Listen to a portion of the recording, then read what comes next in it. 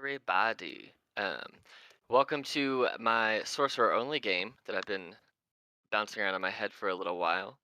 So tonight's game, ran by me, Alex, is titled Splendiferous Sloobednort Stunningly Spectacular Sorcerer Safari, where we have 5 different sorcerers coming in to do a job for Sloobednort. So we'll just go ahead and we will have everyone introduce their characters from top to bottom on the page on Roll20. So, Lyra list. Right. Well, I'm List Verain, a storm sorcerer. Almost everything about me is in some way lightning related, and it is definitely my favorite phenomenon. All right. Sasha. Hi, I'm Sasha, and I am 9 3/4. I'm what they call a wild mage. Basically, I have got more magical power than I know how to control, and it's kind of poops out of me. It was kind of fun when I accidentally turned this bully of a kid into a potted plant and other things, but other times it kind of goes weird.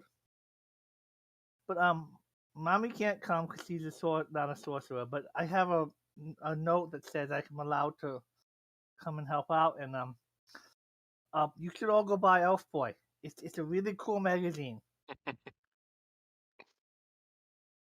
right. Next up, Prince, I believe.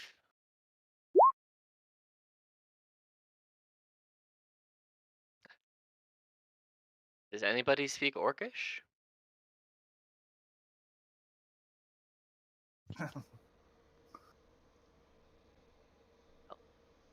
The uh, the elven female politely will bow her head and speak in fluent Orcish, and only Tessa, I'm assuming, is going to understand the description of what this character will be saying. They are a sorcerer, though. Didn't expect that. I deliberately picked Orcish so no one could understand me. Let's roll with it. All right. You an My elf? name ahead. is Prince, and I'm here. Hello. Please stop looking at me. Why are you looking at me? Stop it. And then she'll cover her face with her hand. All right. Tessa. Hi, my name is Tessa. I am a wild magic sorcerer, just like the little one over there.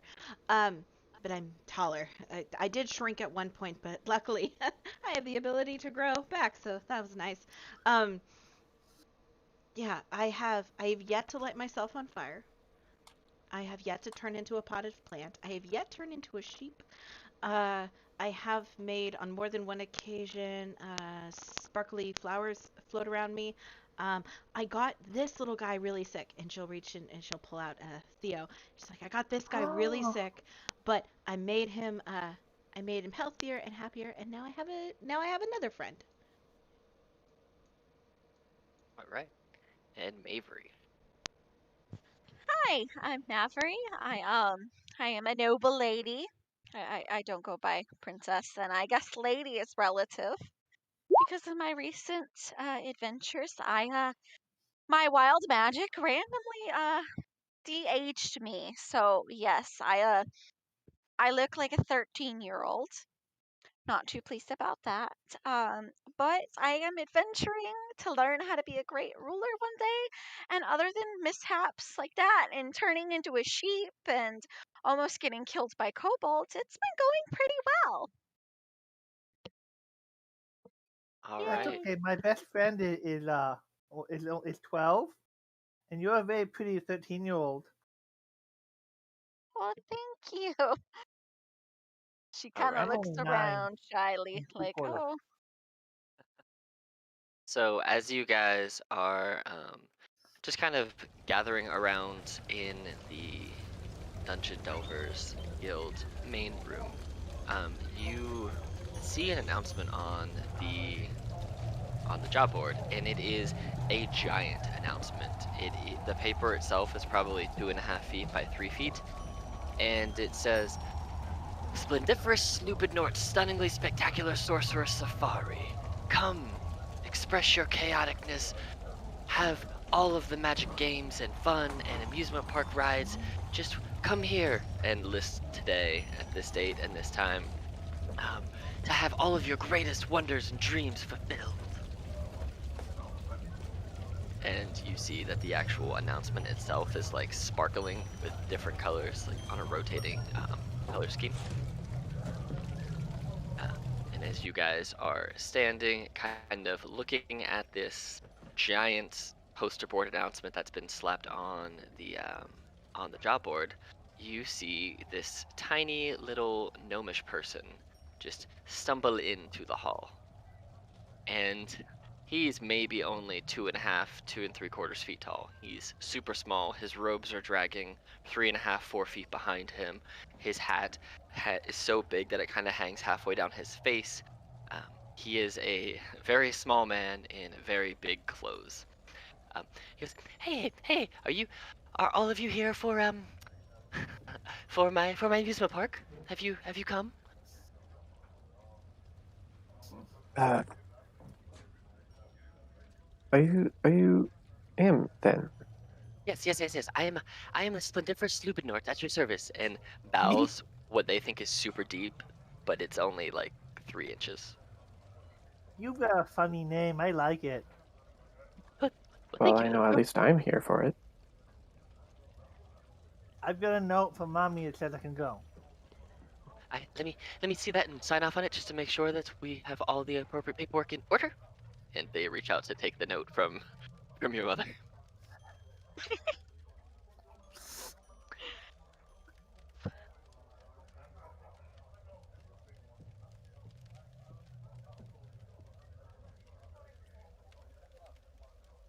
Yep.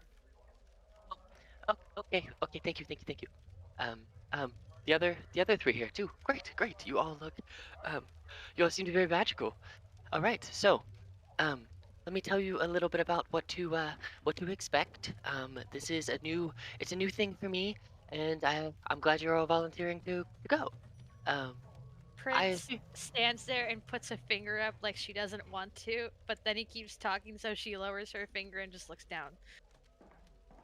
um, so s- so I assume you've all heard of pocket dimensions. Pocket dimensions. Well, I got sucked into a book. I'm pretty sure that was a pocket dimension. Exactly, that is exactly a pocket dimension. I tell people not to mess around with them in books. They're very dangerous unless you know what you're doing, and I kind of do. All right, so well. Uh, it's fine. Don't worry about it. It's fine. It's safe. Don't worry. It's cool. So I utilized the power of the weave, which is where we, as well, sorcerers, we all get our magic from the weave. And I, I wove. See what I did there? I made a joke about our source of magic. Anyway. Yes, I, yes. I wove the magic together into a pocket dimension, and inside of this dimension, I put little games like a carnival, like an amusement park carnival thing. Um, and I need people to go and test it out. And um, there's some disturbances happening, and I don't really know what's causing them, and I don't have the time to go in there too. So if you'll take care of that, I will also pay you, and you'll get some prizes. Oh, Prince looks up at the sound of prizes and just like slowly turns her head, still Um, kind of like petting the squirrel. if you can go in, you can have fun, you can win prizes at the games, absolutely no problem. There are prizes just for playing the games and having fun. If you like a happen to teddy figure out bear the what, size of like the teddy bear the size of you. um, no, things that are more interesting. But I mean, there could be. I don't know. The prizes magically create themselves, are magically populated. I don't always know what's there. Oh, It's a very chaotic realm. Oh, also, if you're in there will be things that'll just happen sometimes. Like you might throw up a slug, or it might rain animals. I don't know. It's kind of crazy in there. Things could just happen. it kind of happened Yeah. anyway around me. That sounds like fun. Um, That sounds dangerous. dangerous, fun. They're kind of the same, right? Psh. What's life without a little bit of wild side? Gosh. And potted plants. They're potted plants too. That's a real thing. I've turned myself into one. I've turned my friends into plants. They don't appreciate it as much as I do because I turn them into like poison ivy, and they don't get the joke that it's funny. But Have anyway, you ever turned someone into catnip in a church full of tabaxi? no. But I did accidentally turn somebody into a corpse flower at a funeral. That did not go over as funny as I thought it would. Tessa just starts laughing. She almost falls out of her chair. So if you figure out what's causing the problems and you take care of it, I got and they flip through a ledger that they have. I can give you like 400 gold each, plus some extra stuff that I probably have laying around somewhere that will make it worth your while. But if you don't find what's causing the problem, it's fine. Don't worry about it. Just go have fun. Cotton candy? Prob- On a bubble gum? yeah, probably.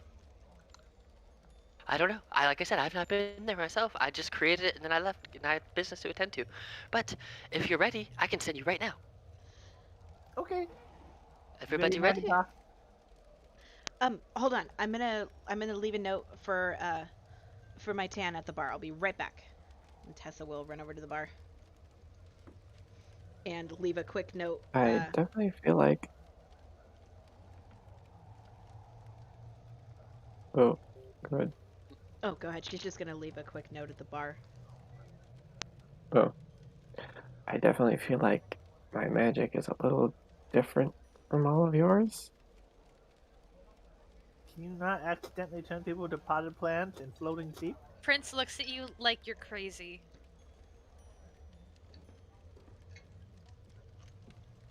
Me or the other one, or both?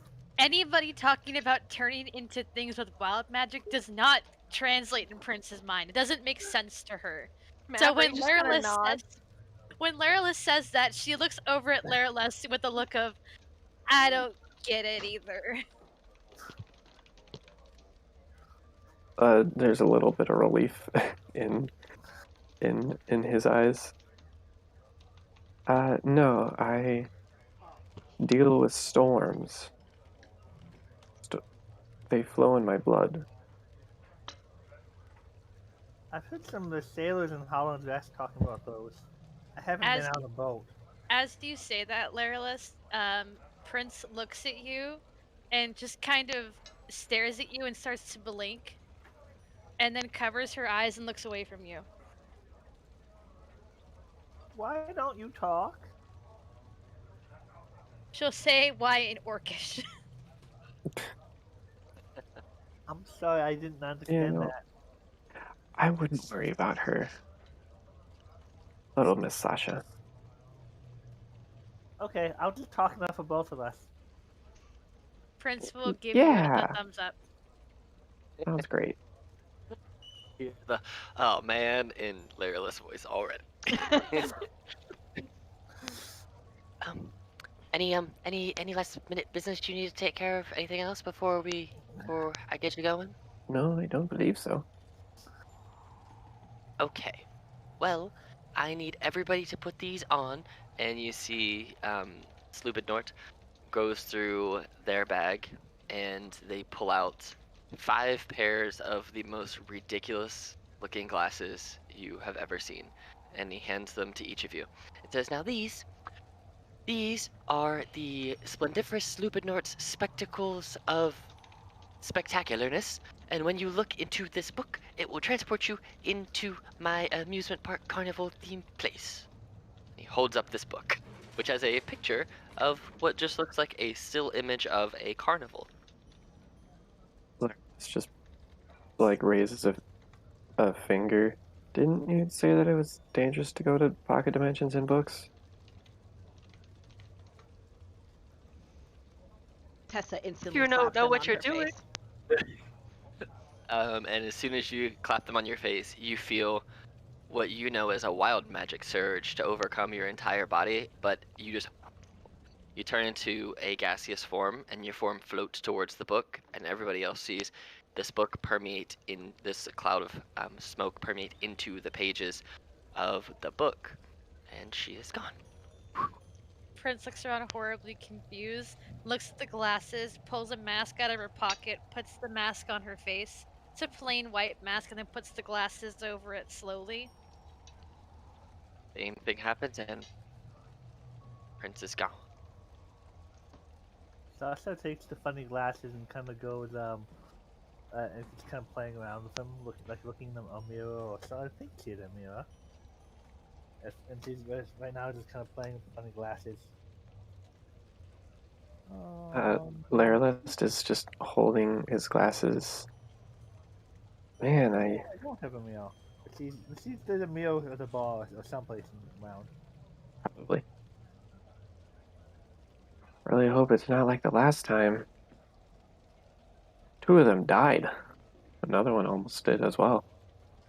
Don't expect anybody to die in here. It's not that dangerous, I think.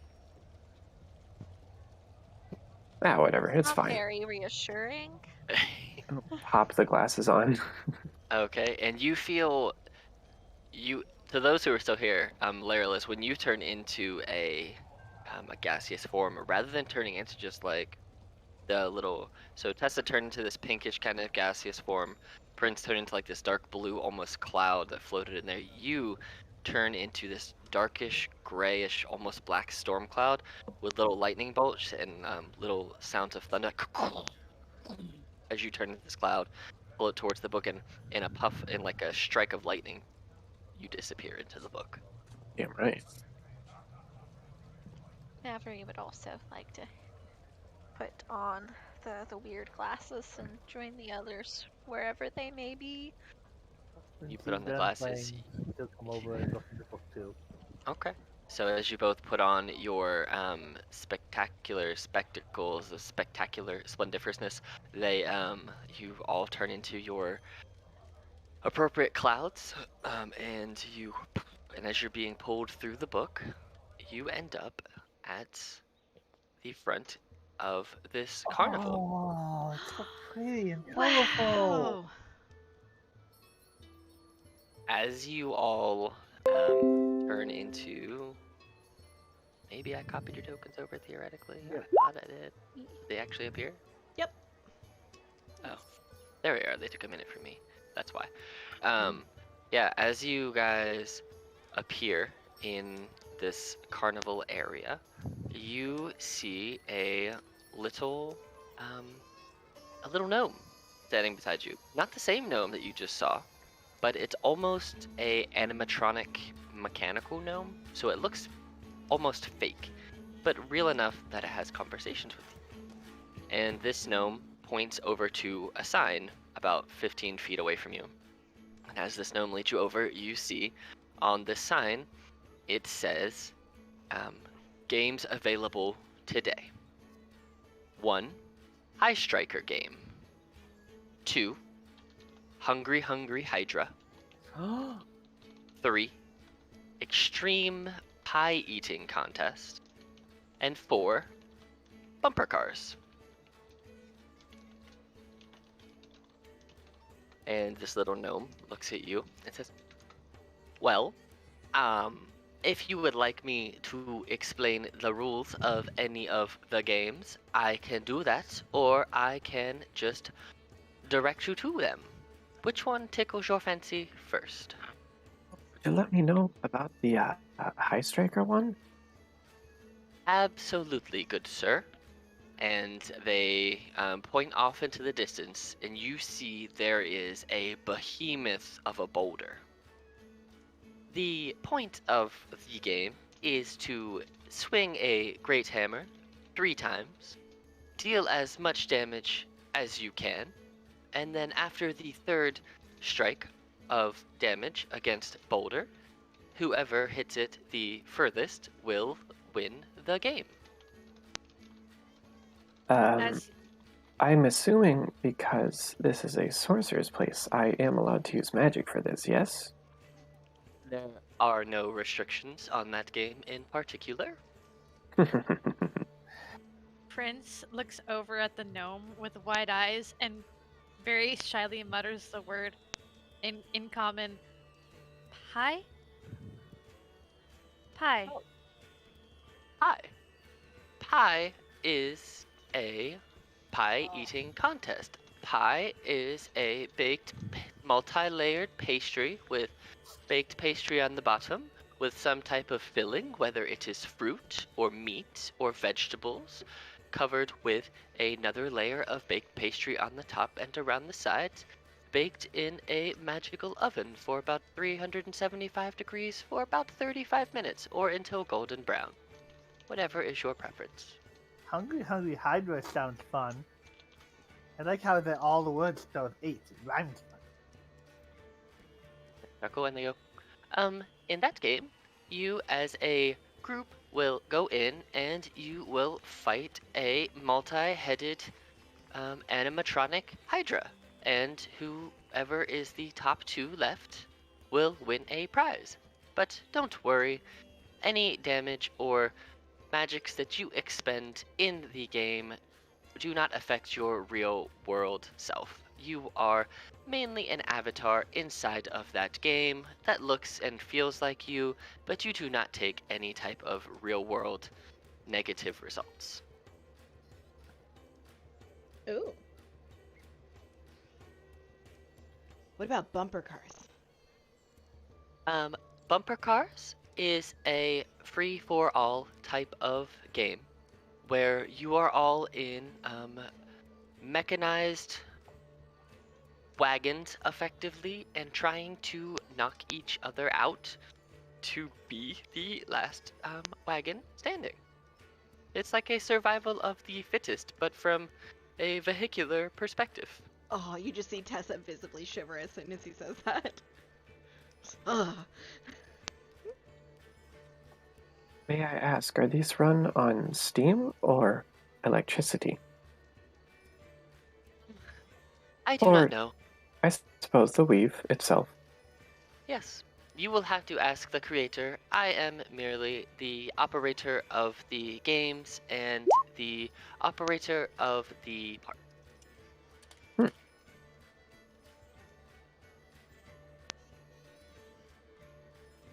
Well, we should go do them together. Whatever we do. Yes, each game is intended to be participated in as a group. So make this, and I do invite you to participate in all 4 of our games today, as they will change regularly, but those are today's highlight games that we are trying to see if there are any kinks that we need to work out. Are there any like cotton candy machines or like you can fill the clown's mouth with water or something like that? Not yet. Not the clown thing, but you can always leave us a advice card, and we will take any suggestions under consideration to expand and make this place better. You are the first major group that has come in since it has been created, so really, anything you want in the future, we can probably add. Do we get to ride unicorns on the carousel? The carousel is currently not complete, but yes, Oh. we can add unicorns in the future once it is complete. I suppose this still Guys, building. I'm thinking either we go to High Striker or Bumper Cars first. While I can understand your excitement, we kind of have a shy one in the group, and she'll kind of like gesture towards Prince and be like, they wanted to do pie. Why don't we try to, get them to open up a little bit by doing pie first? Looks over to Tessa and starts shaking her head and just looks down and hides her face. See? Sasha So will shy. grab your hand. Sasha will grab your hand like, come on, everyone likes pie. Sasha, as you grab Prince's hand, you realize it's unnaturally cold. Oh, are you like an ice elf? You seem like you seem kind of pretty. That mask is interesting. She looks at you, blinks a few times, and then just looks away. And just whispers in common, "Thank you." And pats your hand. As you guys are conversing, you see the gnome kind of freeze up for a second. Their mechanical eyes start opening and closing individually of each other, and they start flashing like an orange and then a red and then a purple and a blue. And they say, "Oh, magical Surge incoming. Please hold on to your hats. She grabs Macintosh. And you see that Grab all of your Theo. spellcasting focuses grow 100 times heavier for 1 minute. I got a giant of a wooden apple now. So So I'm wearing like a cloth mask. How much does it weigh now? Like a Um, masquerade mask. it probably weighs like half a pound before, so it probably weighs 50 pounds now for a minute. Got it. Yeah, So, whatever kind of like iconography. I never really thought about it, but whatever kind of storm-based iconography that Lairlist has probably tears through his pack or whatever onto the ground, and he just goes by mending his pack again. I see suppose after until a these things I minute should whether be it had able to have expanded in size or just looks thicker and denser. The actual focus seems to, you see the magic kind of dispel away from it, and as you go to pick back up your focuses, they have returned to their normal size and weight and density. Is this what you all have to deal with all the time? Yeah, it's been fun. It seems hectic. Well, you adults are so boring. At least some adults. Prince politely nods. Lest, have you ever heard of Elf Boy? I think Drow are elves. I hear most of them are mean, but you seem nice. I you can well probably unless you're really bad at insight, you can see like there's some story behind Lairleth's eyes, and I don't really like other drow. At the moment, she's bad at insight. -1. Yeah, you're Lairleth is a half drow. fair. I mean, Sasha is not even a 10-year-old, so that doesn't shock me that she's not super insightful about the world. Um, Fair enough. Mavery, anything in particular you wish to be doing in this time while they're discussing the games, learning more about them, and getting your focus getting 100 times heavier and then lighter? Yeah. I don't know. I kind of just wanna maybe investigate my surroundings to make sure there's nothing like kind of suspicious going on. Go ahead Yeah. and roll a investigation check, please. Oh, and oh, jeez. I So, definitely did not see anything. yep, as you are looking around, it just seems like a magical carnival to you. Be suspicious. Maybe you asked what Elf Boy was. I'm not old enough to look at it, but I have Mama gave me a sample of a small article to like to help sell it. If you're old, if you're not really 13, I suppose I could let you look at it. See, that brings a lot of things into question, though. Like, does she just look 13? Nobody knows. I don't know. I don't know how that works. Just kind of wary. Like, I don't know. I technically, like, if you're not old enough, maybe I'm not old enough. Prince looks at the magazine article that Sasha's talking about and hesitantly holds out a hand out of curiosity. She hands it over to Prince. Are you Prince sure you want to takes- look at that? Prince takes the article and looks at it, and then her hands loosen and it just kind of like floats out of her hands. Like, there's a look of, oh, got it, on her face.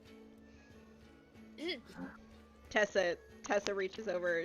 She's like on the ground because she wears her focus around her wrist. It's a crystal. So the crystal went from like barely nothing to a lot really fast, and it pulled her to the ground. And she like reaches up and she catches the small like little like half a magazine that Sasha has and like rolls it up and hands it back to Sasha and says, "Yeah, that is meant for adults. I happen to know because I work for them. So just, uh, don't hand them to anybody who is your age or probably under the age of 18. Okay. And then she But will get up it's off the a really ground.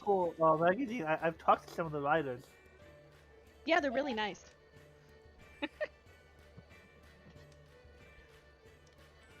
So, to the pie game first? Is that where you guys have decided to go? Yeah, let's go get pie. Everyone likes pie. Hey, pies. Yeah, I Okay. usually like pie after the other activities, but what the heck? I'm here in this weird place. Why not? Okay, so I couldn't actually find a legitimate like pie eating contest table, so you got pie time. Look at this! You got pie time. This is what you got Pie. because this is all I could find that would be appropriate for pie. So, Amazing. This is fine. all right. So, as you walk over there, the little mechanized gnome.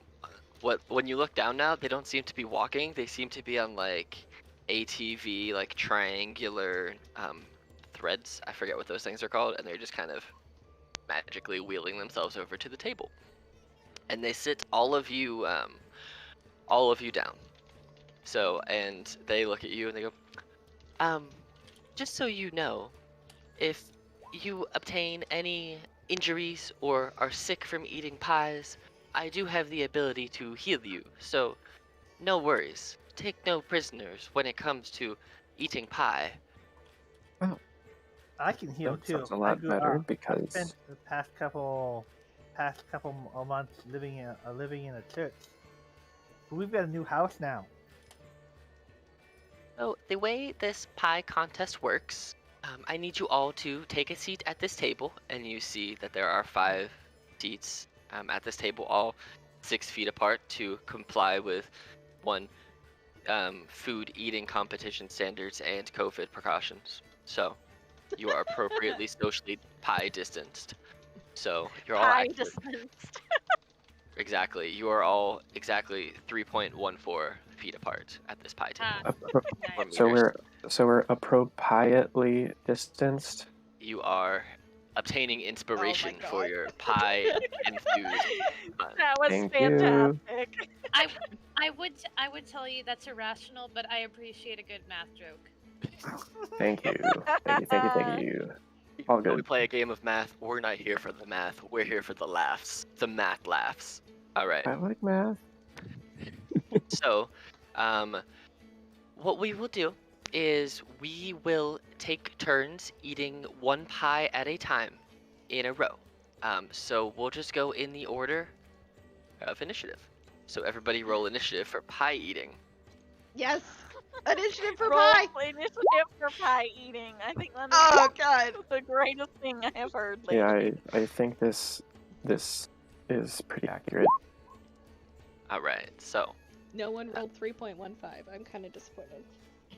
you got close. One. All right. Four. Much So sadness. 4. Thank you.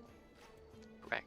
So as they go to explain, so about these pies, there's something unique about them. They seem to have been made by a wild magic sorceress baker. So Ooh. things kind of happen when you eat these pies. So, here's what we're going to. I'm just gonna put the first 2 lines of pie up here for you. 2 lines So- of pie. 2 lines of pie. So basically what we'll do is we will go in initiative and you will just roll a con save. And if you just got to keep track of how many pies you eat. So just make sure you're keeping track of your pies. And every time you eat a pie, the DC goes up by 2. And every time you eat a pie, you should see the magic pies button underneath by environmental wild magic. You click on that and you will get an effect from the pies. So let's go ahead and get started. Actually, I'm just gonna do this. I'm gonna put you guys in the actual order on the screen too, so that my brain can put everything together in the right order. Do do do do do. Cool. There you go. That is the order left to right and top to bottom. All right, so Mavery, go ahead and ingest your first pie. Make a Whee! Constitution saving throw. So, you passed your first pie save. Go ahead and click on the magic pie button under Prince's name and see what happens. It should work, Wait, theoretically. the what? Is there... So if you go in... Oh, I think you have to turn on macros, actually. So if you go into macros, you should see there's environmental wild magic and magic pies. If not, I can It's just click it. Pie yeah, table. I see that there is a thing, but it's not showing the actual buttons on it. So I might need to refresh so I could see it. So you do need to add the macro to being able to be clicked on. I may. Yes. Looks So by clickable to typing, me. yeah, it's not clickable for me. Well, Well, it it's says players can roll from table. Oops. Normal pie. Is it clickable and makes Is- up? is- Or if is not, that I can just... the- Yeah, Is that's that one the of them. right It's- thing? See, it's Okay. not clickable for me. I don't actually even see it technically. I'll click it. Just Let's click do. the favorite. Yeah. So, oh no. Ah, This... Do you see what the pie does? yes. This pie, as you eat it, hits your stomach and explodes. And go ahead and roll 3d8. And this is how much damage you will take. And then this guy will heal you afterwards. So you take 9 damage, and they will heal you at the end of the round. So you guys see Mavery chomp down this pie, and then all of a sudden, just a giant belch come out, unsuspected. Okay, Sasha. And you guys can use any Definitely magical effects concerned. that you have or anything else that you might want to use in aiding yourself for eating pies. There is nothing restricted in the pie time game. I've heard people say better out than in. Go ahead and roll a Constitution saving throw, please, Ooh, Sasha. what kind of pie do I get? I hope it's apple. You definitely passed. Wow. So go ahead and click on Magic Pies to see what happens with your Magic Pie. Crit on If pie you eating. can click, it is a normal pie. It tastes like your favorite pie. It's an apple pie? It is an apple pie, and you see this tiny being of Sasha just one bite, just nom nom nom this apple pie away. Prince, Constitution saving throw. It's a Macintosh apple pie. Oh, you passed. Go apple ahead and roll Macintosh you Magic want Pie some? table. See if you Oh, get that's any a special cannibalism. pie effect. The pie disappears as you swallow it.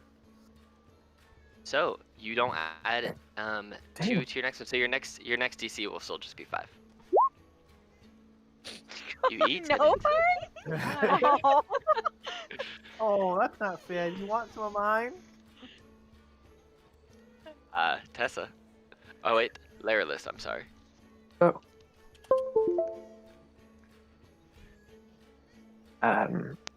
Alright. 17, you pass. Go ahead and roll on the pie table. Your pie begins yelling painfully personal insults at you. Make a wisdom saving throw, please. Angry Yes! pie. You kidding me? I've heard words from my family. So you eat this pie that's just insulting you all the way down, and it tastes bitter as you're eating it because it's spitefully yelling at you. Oh, So, I'm eating faster because it's yelling at me. Tessa, it is your turn to roll con save for pie. 9, barely. Okay. Go ahead and roll on the pie table. The Pie table. magic pie table.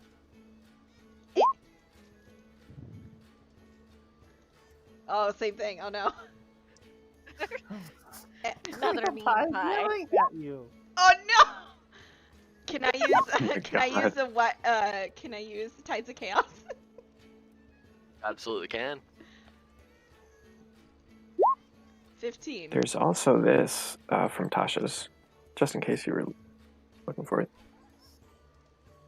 Oh yeah, but I'd rather use Tides of Chaos. Would you like me That's to fair. roll on the You- wild magic table right now, or would you like me to wait? So here's what we're gonna do. Whenever any of you roll on the wild magic table, there's also gonna be an environmental wild magic effect that happens. So as you Ooh. guys see Tessa gets just berated by this pie, you see her rip into the weave and pull out some magic to just basically shove a cork in this, or another apple into this pie's mouth to make it stop yelling at her. So go ahead and roll on the wild magic table. Ooh, what's a 77? Quiet pie. Cast Oh, polymorph no. on yourself. Okay. Oh my god, so is it my DC? It is your DC. It's my DC, Nope. okay. My DC is 14. Is that a con save, or what is it? It's whatever the save is for the spell. I don't have polymorph, so I don't know. Oh, I'm pretty sure. Wisdom save. Wisdom save or you're transformed. There you Wisdom go. save against the spell save DC. I should know this. I have it on my wizard. But Oh no, I'm Oh. a sheep. so not only does Tessa shove an apple after almost crying into this pie's mouth, she then just magically turns into a sheep and just starts wandering off over here. And the environmental magic effect is, oh, you become a sheep that is also a potted plant until the next turn. I'm a sheep So- in a pot. Sheep in a pot. Can I still Not be a in my cotton. chair? It's not a Yeah. cotton plant. It's a wool plant. All right. So potted sheep, Mavery, you're up, and your DC for pie is now 7. Oh, and you are. I guess you can technically still eat pie as a sheep, so you're not out of the game. You're Yeah, just gonna be a sheep. My little hooves hit the table like I'm ready to go. Can, Bam! Can she eat pie as a potted sheep? The pot is oh, it's just totally wrong. I mean, she didn't fall out of her. Roll a dexterity saving throw, Tessa, to see if the pot falls off the chair. Okay. We'll say DC 2. Oh my god! Your pot falls off the chair and you fall on the ground. Well, here you go, Tessa. You can put her back up in the chair. Yeah, I put it back up. Okay, cool. We'll put you back over here. And put her back. Cool. So Tessa turned into a sheep that became a potted sheep and then fell out of the chair. Sasha got her back up. Okay.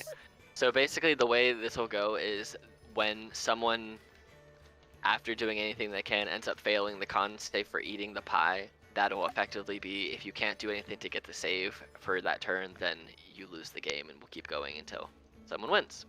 So, Mavery, everyone Yes. now has a save DC of 7 now, except for Prince, who's 5, because she couldn't eat any pie, because it was Wait. invisible. Mavery, roll your con save for pie. Okay, I would like to use Tides of Chaos to roll with advantage. Okay. Immediately. Wow, and you are glad you used it. So you eat your pie. First, roll on the pie table. If you can see the pie table. Or if you want me to click I down for it. cannot. So the pie doubles in size as you swallow it, increasing this and all future DCs by an extra 2. So your DC, just keep this written down, your DC now is 9. And your DC going forward will be +4 every time. And roll on the wild magic table. Alright, hold on one second. I'm just like sending it the DC +4 so I remember in the thingy. Wild magic Okay. table. Wild magic table. Do. 6. Ooh, What is what's that? 6? Do. Boop. Copy. Do. Pasty. Modron. So you get a little mechanical clockwork thing just appears in front of you, in front of the pie, God, and is like A- cheering you on to eat more a pie. being of absolute law in the place of absolute chaos. Eventually, it explodes because it cannot control anything of what's going on, and you also grow an extra finger on one of your hands. You can pick which hand this grows on. But you The now- left hand. You She now has an extra finger on her left not only hand. have you de-aged in the past couple of weeks, you now have another finger that just starts, and it's not like beside your pinky or thumb. It's like out towards the wrist. You just have another long, spindly finger just growing out.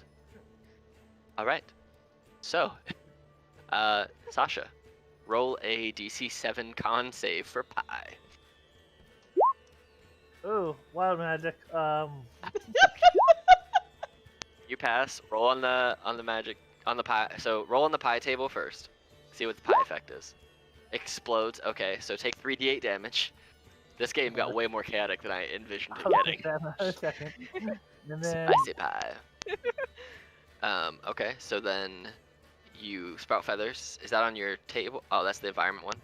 All I right, so rolled it you. twice. Oh, I Oh, got you. So we'll use the first one. So you take 3d8 damage. You is the vomit up a environmental one slug. not the standard one from the book? What's that? Is the environmental one not the standard one from the book? No, it's not. It's Oh, it's one that I wrote particularly for this game. So it's what happens around you, not to you in particular. So, but things can happen to you, like that one. You get a 10-inch slug that you vomit up. Oh, also I forgot to. I like the first pie a lot better. Then I guess I have to roll my regular wild magic. Yes, sir. 99. It's good. And also, again, all expended sorcery points. nice. Oh my gosh. That's Mavry, perfect. you get 11 health points back as the little gnome comes over and heals you at the end of your turn from How much before. damage? You can just roll 3d8, and whatever that is how much damage you'll take from the pie exploding. I didn't like that pie much as the first one. All right. So, oof. Ooh, Ow. that's a painful pie. Yeah, I wouldn't like that pie much either. That's a lot of damage for pie. All right. So you take 18 damage, and then at the end of your turn on the next round, or when it gets to your turn, the gnome will heal you. So, and it does. Just so you know, it does 1d8 plus 5 for heals. So, but Prince, your DC is still 5 because your pie turned to dust. Roll a con save. Oh, look, you passed. So roll on the pie table.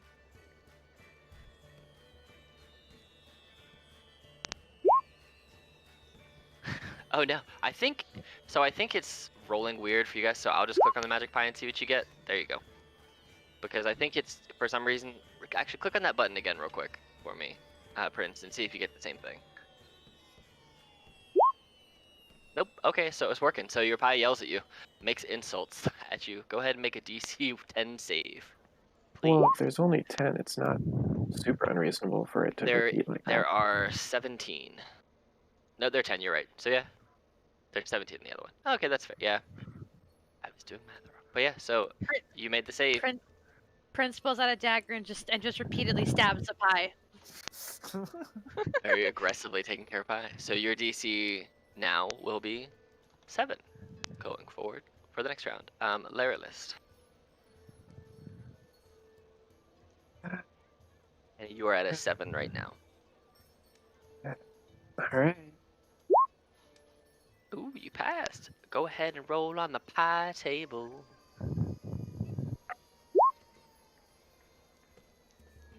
Oh. You are now a goat for a minute. So we have a sheep in a pot and a goat. So now your con save will be +0. We've got a tiefling, a human, an elf, a goat, and a sheep. Yep. So you are now a goat for a minute. For the rest of the pie time, effectively, you are now a goat. There's Tessa. proficiency as well? Yeah, you can have proficient. Well, do goats have proficiencies? Sorcerer has a proficiency. Well, you get the goat stats. Well, A sorcerer or a goat? A sorcerer goat. Let's see. Goats have. Nope, no proficiency, just +0. So it's just a straight D20 roll, and it's the same thing with the sheep. So. Polymorph, yeah, he shouldn't get it. He's wild shape, he'd still get it. Yeah, but so Tessa, you are a potted sheep, and you have a +0 to your con save for eating pie. Go ahead and roll a con save for pie. Okay. Trying to argue that so quickly is nothing short of hilarious. I made that. I'm sorry, I couldn't help it. 18! Sheep So power. You chomp down on this pie. Go ahead and roll on the magic pie table. Okay. You made that in that short amount of time? I did. I couldn't help it. Would you make it a little bit bigger, please? Just for giggles. Yes. Awesome. Normal pie. Normal pie. All right. Bah! So Smack, smack, smack. More pies. Your DC going forward now will be 9. So Okay. basically, everybody. So here's what we're gonna do. Keeping track of DCs is probably not the worst idea, as long as everyone has them. So it's 9, 9, 7, 9, 9. Yeah. So, Mavery, you have a 9 now because you're I have swimming. an important question. Yes. Are we still eating these at the same time? You are effectively eating them all one by one, chomping down a whole pie, watching the person before you to see if they go out So before you do. that means a minute is significantly less than Yeah, 10 so rounds, it's right? like 1, 2, 3, 4. Yeah, so it's basically like 2 I'm just rounds. I'll be keeping this. That's fine. Yeah, so basically it's 6 seconds per person, so it's two full swings through, and then you won't Yeah. be a goat anymore. So I'm keeping track. you will not be a goat after the pie game is over. Or a sheep, it will kick you back. But you are now Okay. out of a pot, I think. Yeah, because you're no longer a sheep in a pot. Now you're just a sheep. Mavery, it is your turn with your DC of 9 for pie. Nice. Oh yeah, you save it. Go ahead and roll on the magic pie table. Or actually, I I roll on it for cannot. you. You were teleported to a random location within 5 Oh, miles and no! disqualified from the Oh contest. no! Oh, Avery? And But can I? You- Can I use Tides of Chaos to do it again? Take Sure, advantage of sure. it. Let's do it. Let's do it again. Yeah. Normal pie. Go ahead and Ah. roll on the wild magic table. as you see Mavery disappear for a second, and then it's like 99. everything rips back open, and she's back in her chair. Oh my god. Oh And yeah. then You regain oh all no, expended sorcery points. oh no, you're all gonna change. You're all going to change bodies Yes. for 3 whole rounds. Oh my god. no.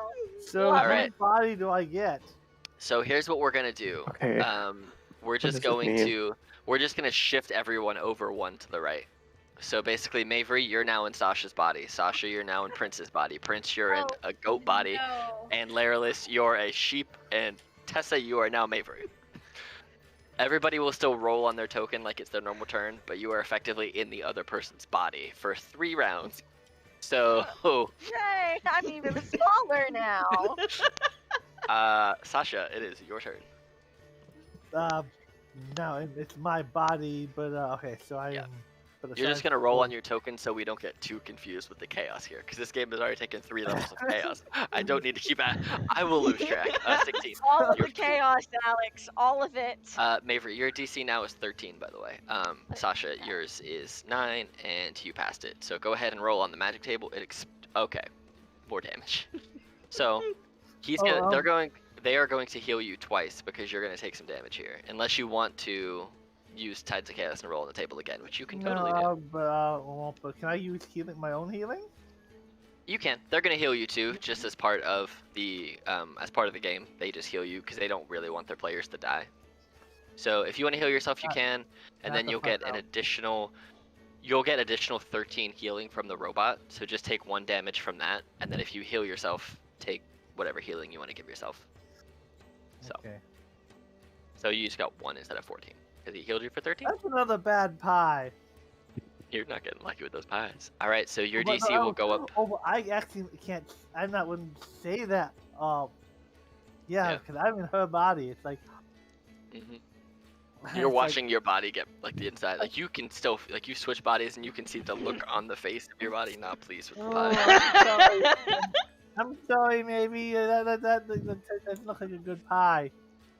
Okay, so Oh, your it's such a DC pretty voice. your I don't DC know is why now you going don't talk to be 9. more. Ouch. All right, Prince, go ahead and roll a con save of 7 for pie. You passed. Roll on the pie table. I'm in her body. I don't think I can heal myself. No con save needed, but you take 3d6 fire damage and make a DC medicine check to cool your mouth. If you fail, you cannot continue in the game. Ooh, you just passed. Barely. So go ahead and roll your 3d6 fire damage. And that'll be how much you ate the pie as it freshly was slid out onto your table, and you took a little bit of lava pie. All right. Ow, that And so, hurt. and so now your DC, Prince, will be 9 for the next round. Laralis, your DC is currently 9. Yeah. Roll your Let me get pie this. save. Can I say while that's happening, for roleplay purposes, my character is confused because I'm currently a male and I can feel my heartbeat and I'm very freaked out. Oh yeah, Yeah. that's right. So you passed your con save. Go ahead and roll on the magic pie table. Miss Prince, you have such a lovely voice. I don't know why you don't talk more. Laryless is just gonna bury their face in the table. So DC for your next round, instead of being 11, will now be 13. So write that down, and then it'll go up by 4 every time. Tessa, go ahead and roll a D20 for sheep pie eating. D-sheep, natural 20. You pass. Go ahead and roll on the magic pie. Magic pie table. Oh no! And you are polymorphed. I would like to use Tides of Chaos. Okay, go for it. To stay. Go for it. Do it. You allowed this. Yeah, I did. You let this happen. So Oh. as You you did as you this. guys see this goat vanish from existence, you then see immediately a couple seconds later this goat seemingly biting a hole through the fabric of reality and bleating their way back through. And as they get back over there, their pie is just screaming at them that you don't even like grass. What kind of goat are you? You think you can just bite your way through time? And my sheep is gonna yell back, "I'm a sheep, not a goat!" And Roll Hey, on but the wild wouldn't- search table. Yeah, Wouldn't you Tessa be currently in Maverick's body? Uh-huh. Yes. yeah, but we're rolling for bodies. Yeah, but Laryless would be the one yelling back at the pie. But yeah, Nice. 95. What's 95 do? I think this fireball. Even all the creatures within 30 feet of you gain vulnerability to piercing damage for the next minute. I hope I no don't one think- shoots us while we're here. I don't think vulnerability is something I would want to gain. And the environmental surge is you also grow an extra finger on one of your hands. So you grow like another hoof portion. So now your hoofs are like 3 on one hand instead of 2. So now you have like 3-toed or 4-toed hooves. I don't know how many toes sheep have. Mavery, you are up to what, 13 now for your DC? Yeah, 13. Oh, I need Alright. I need to make the wisdom saving throw to continue eating the pie. Oh, you're right. Is it just straight D20 for Yeah. that? Yeah, because I don't think. Yeah, because it's all. Yeah, you passed anyway. You're good. Yep. So Maverick, go ahead and roll con save for pie. DC 13. Yes. And I would like to use Tides of Chaos to roll with advantage. Okay. Yes. So, all right. So go ahead and roll on your I'll roll on the pie table for you first. Your pie begins yelling insults at you. Again, make your wisdom save. Okay, do. Boop. You fail. You can no longer continue No. eating the pie. Roll on your wild search table. Do. What is 77? 77. You can ask polymorph on yourself. Yeah, so if I fail saving throw, I turn into a sheep. The spell station. So what's the saving throw? I know we just went over that, but Wisdom to your spell save DC. 8 yes. plus charisma plus efficiency. Yeah. Yeah, I don't So whatever your spell save is the wisdom one. So. yes, I don't know what that is. Where?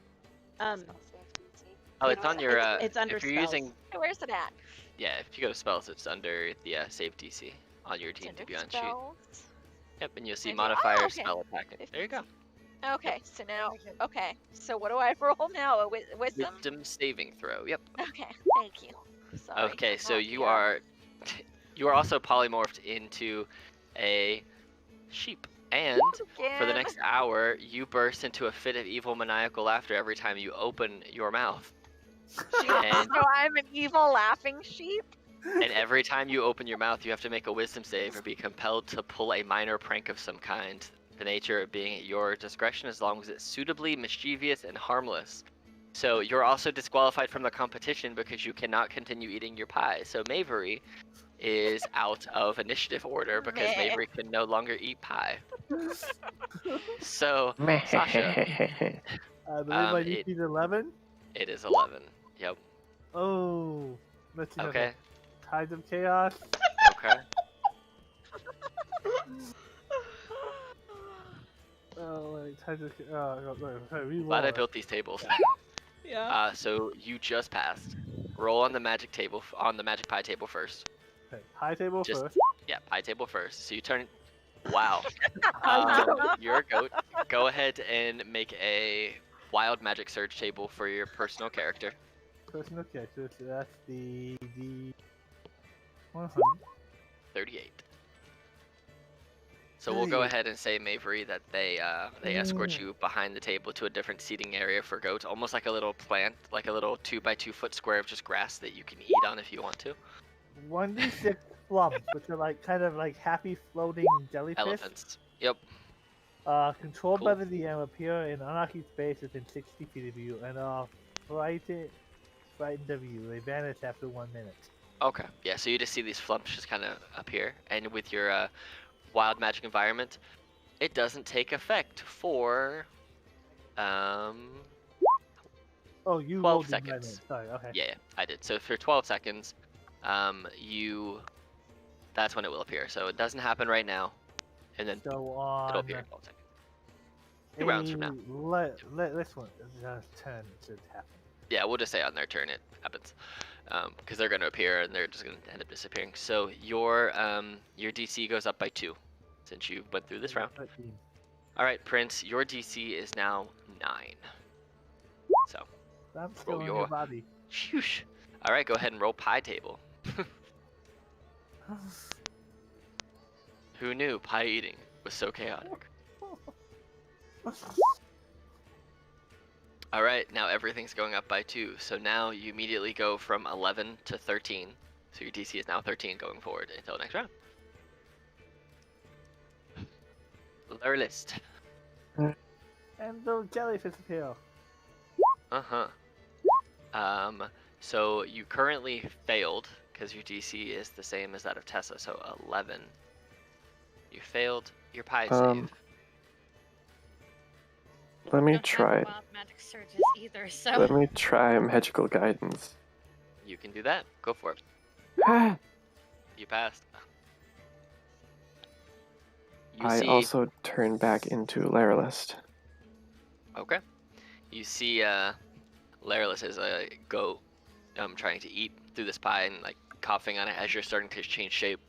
Your body doesn't really want to swallow the pie, but you kind of push through it and you choked it down. Go ahead and roll on the pie table. You take 3d6 fire damage.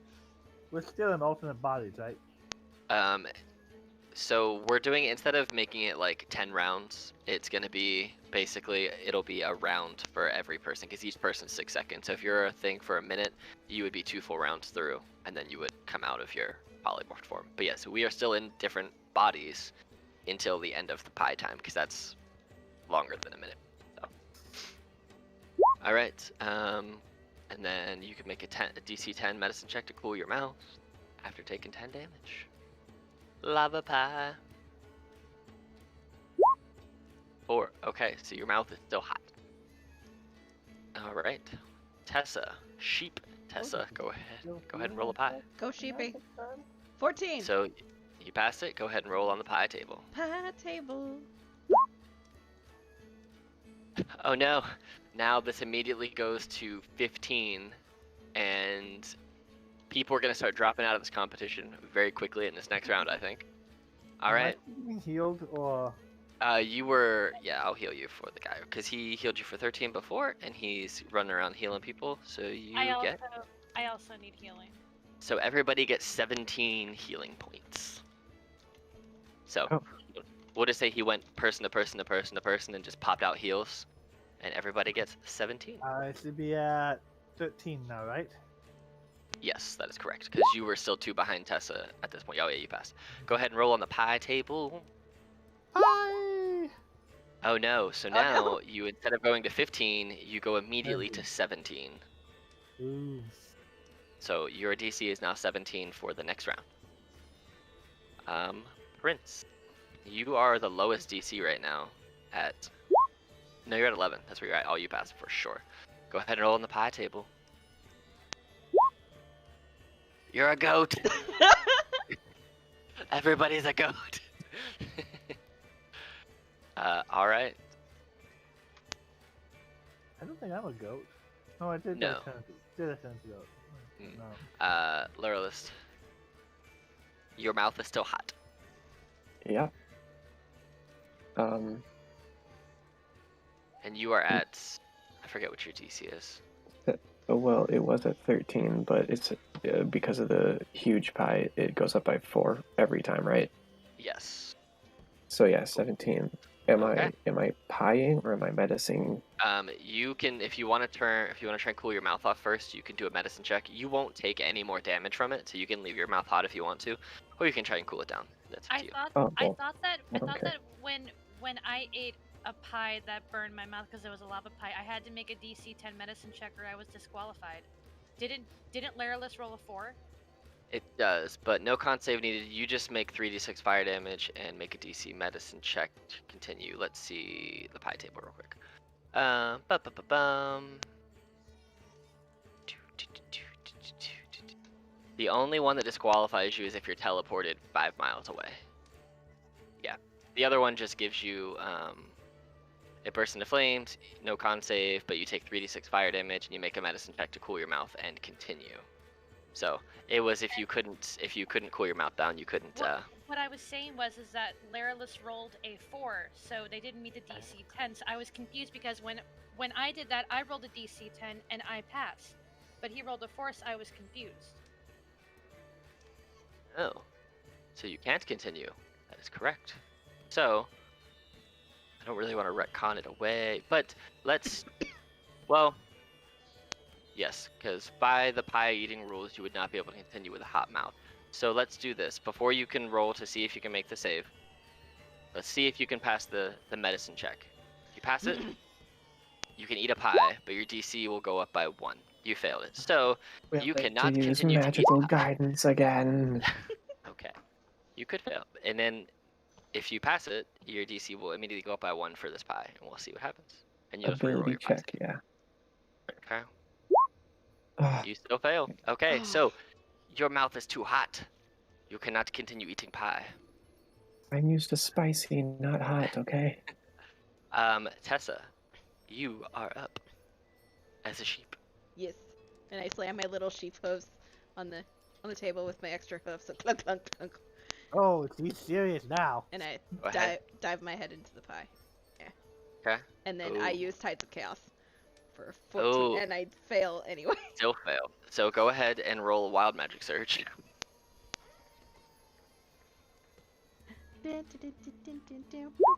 56.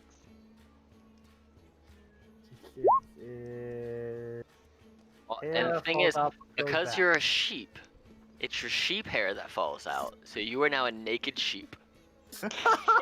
There! And instead of the thing you wanted, a disgruntled 6-inch pixie appears, flies up to you, punches you in the forehead, sprinkles you with dust that makes you sneeze violently, and then vanishes in a puff of neon pink and orange glitter. So you lose all your hair and get punched in the face by a pixie.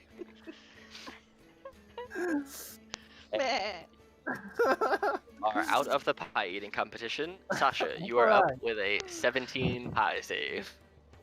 Yes! Barely, but you made it. Go ahead and roll on the pie. Roll on the pie table. I was worried. I still had Tides of Chaos and the magical Yeah. guidance, but I was barely managed without it. It explodes again. You take more damage. Well, I can okay. heal myself afterwards. Yeah. But Okay. So your DC now goes up by 4. So your DC is now going to be 21 for the next round. okay, but as So- long as I All right. can pass that. You theoretically can still pass it. Yes. Prince. So because I'm a sheep or a goat, my con's 11, so I just do flat d20 rolls, right? Correct. Oh boy. I failed. You can use. You're not a wild magic. There's so many. You do have the sorcery point that you can use to do the magical guidance if you want. Do I have magical guidance with my sorcery? type? Yeah, Magical it's- guidance It's is any force that it can came cause. from Tasha's cauldron, so you can use it or not. Okay. I pass. Okay. Roll on the magic pie table. It just costs you a sorcery point to do it, but you pass it. I did not know that. Look at that. You do not increase your DC. So, Yeah. yep, so your DC is the same. Sasha, 24. So you gotta basically, get I've got to get you a gotta 19. you gotta get you gotta get high. 21. 21 is your Oh, thing right now. 21? Okay. Yep, 21. Yeah. Okay, So you have to 21. get a Sasha wow. Yes! is a pie-eating goddess. Okay. So you go up by 4, which means your next one you have to roll a crit success. I have to be critical. So, fail or critical. Go ahead and roll on the pie table. Sasha will yell out, "I'm a pie-eating goddess." So you're eating them so fast and hammering these things down. Go ahead and take the fire damage and then make a DC 10 medicine check. 3d6 from fire.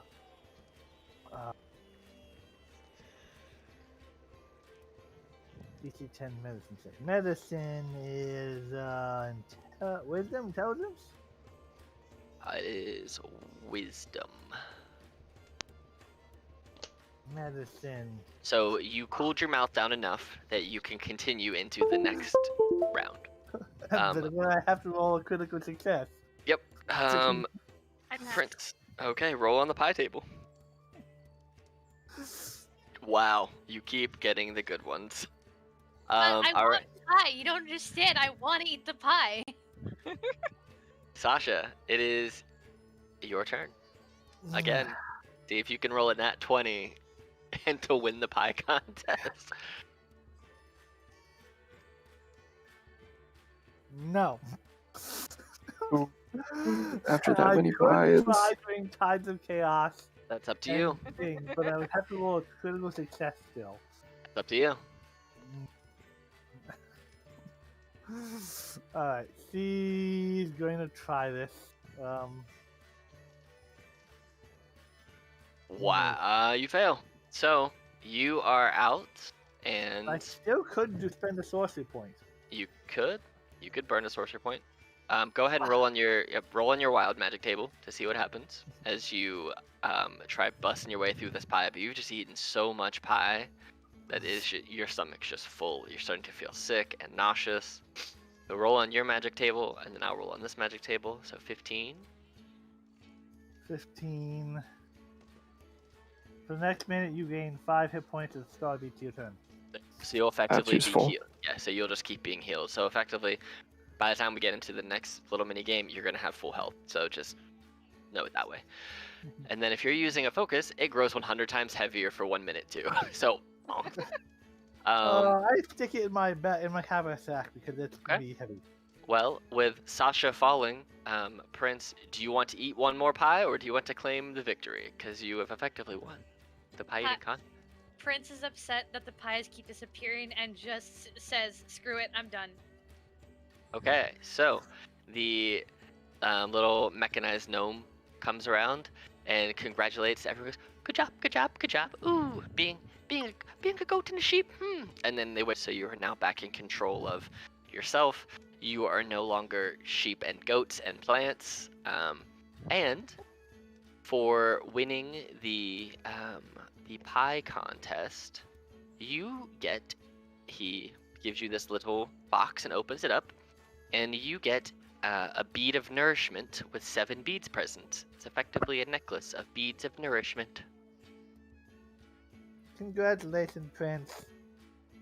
Prince bows her head to the mechanized gnome and to Sasha, and just looks at the not pies in front of her. Just It's effectively pie. empty pie cases.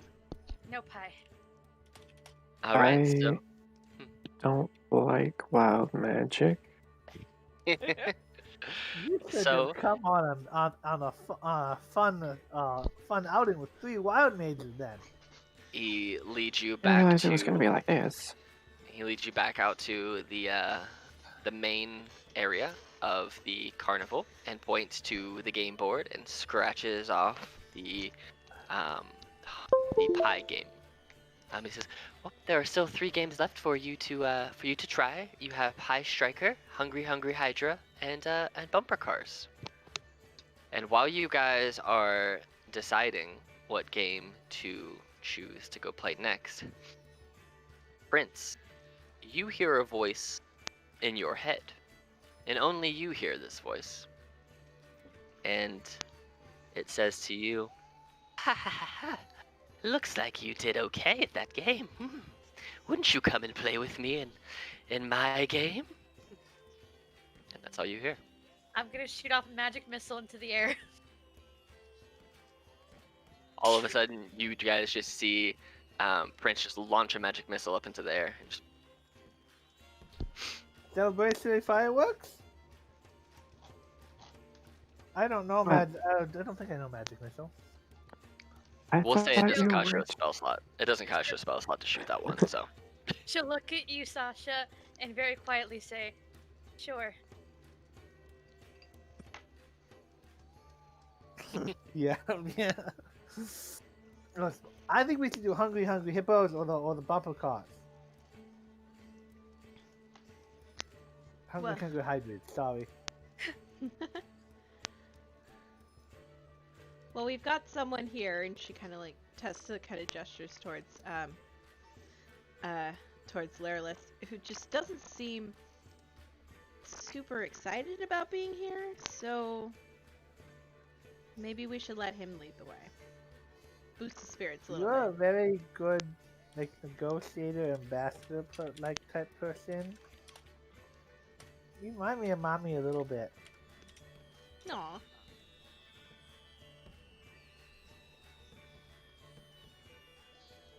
Which game do you guys wish to go to?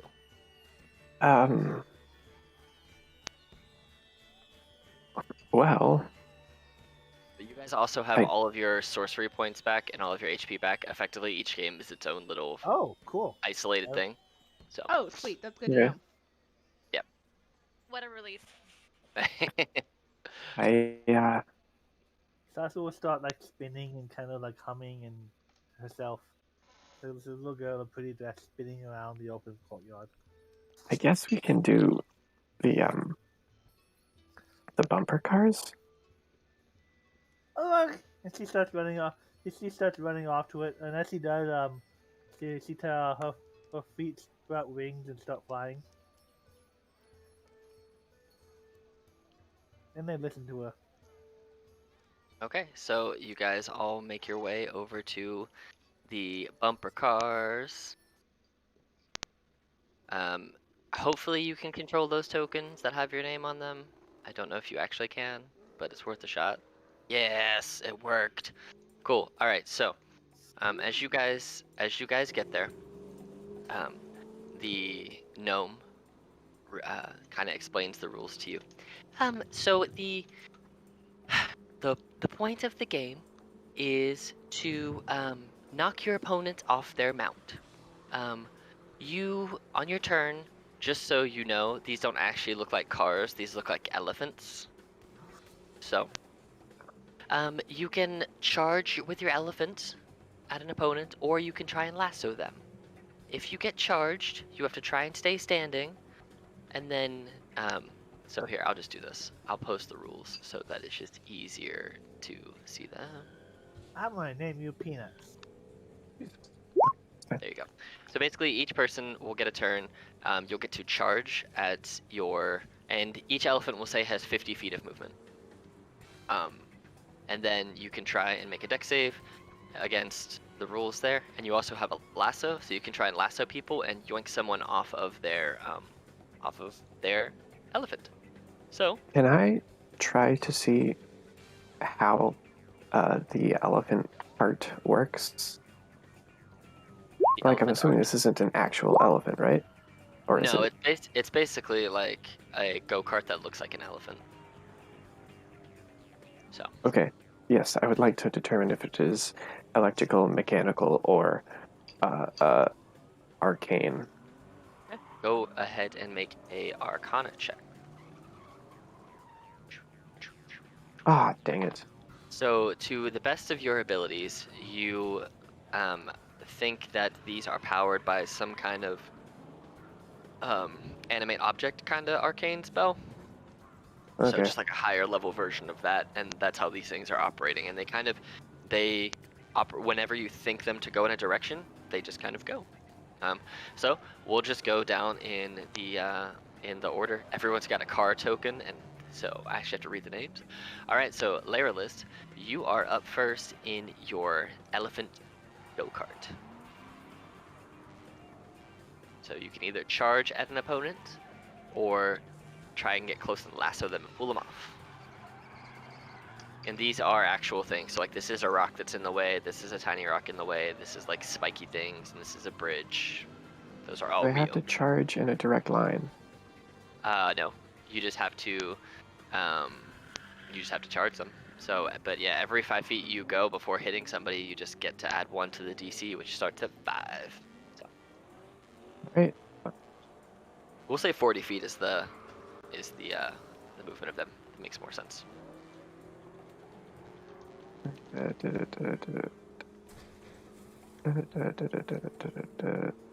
Alright.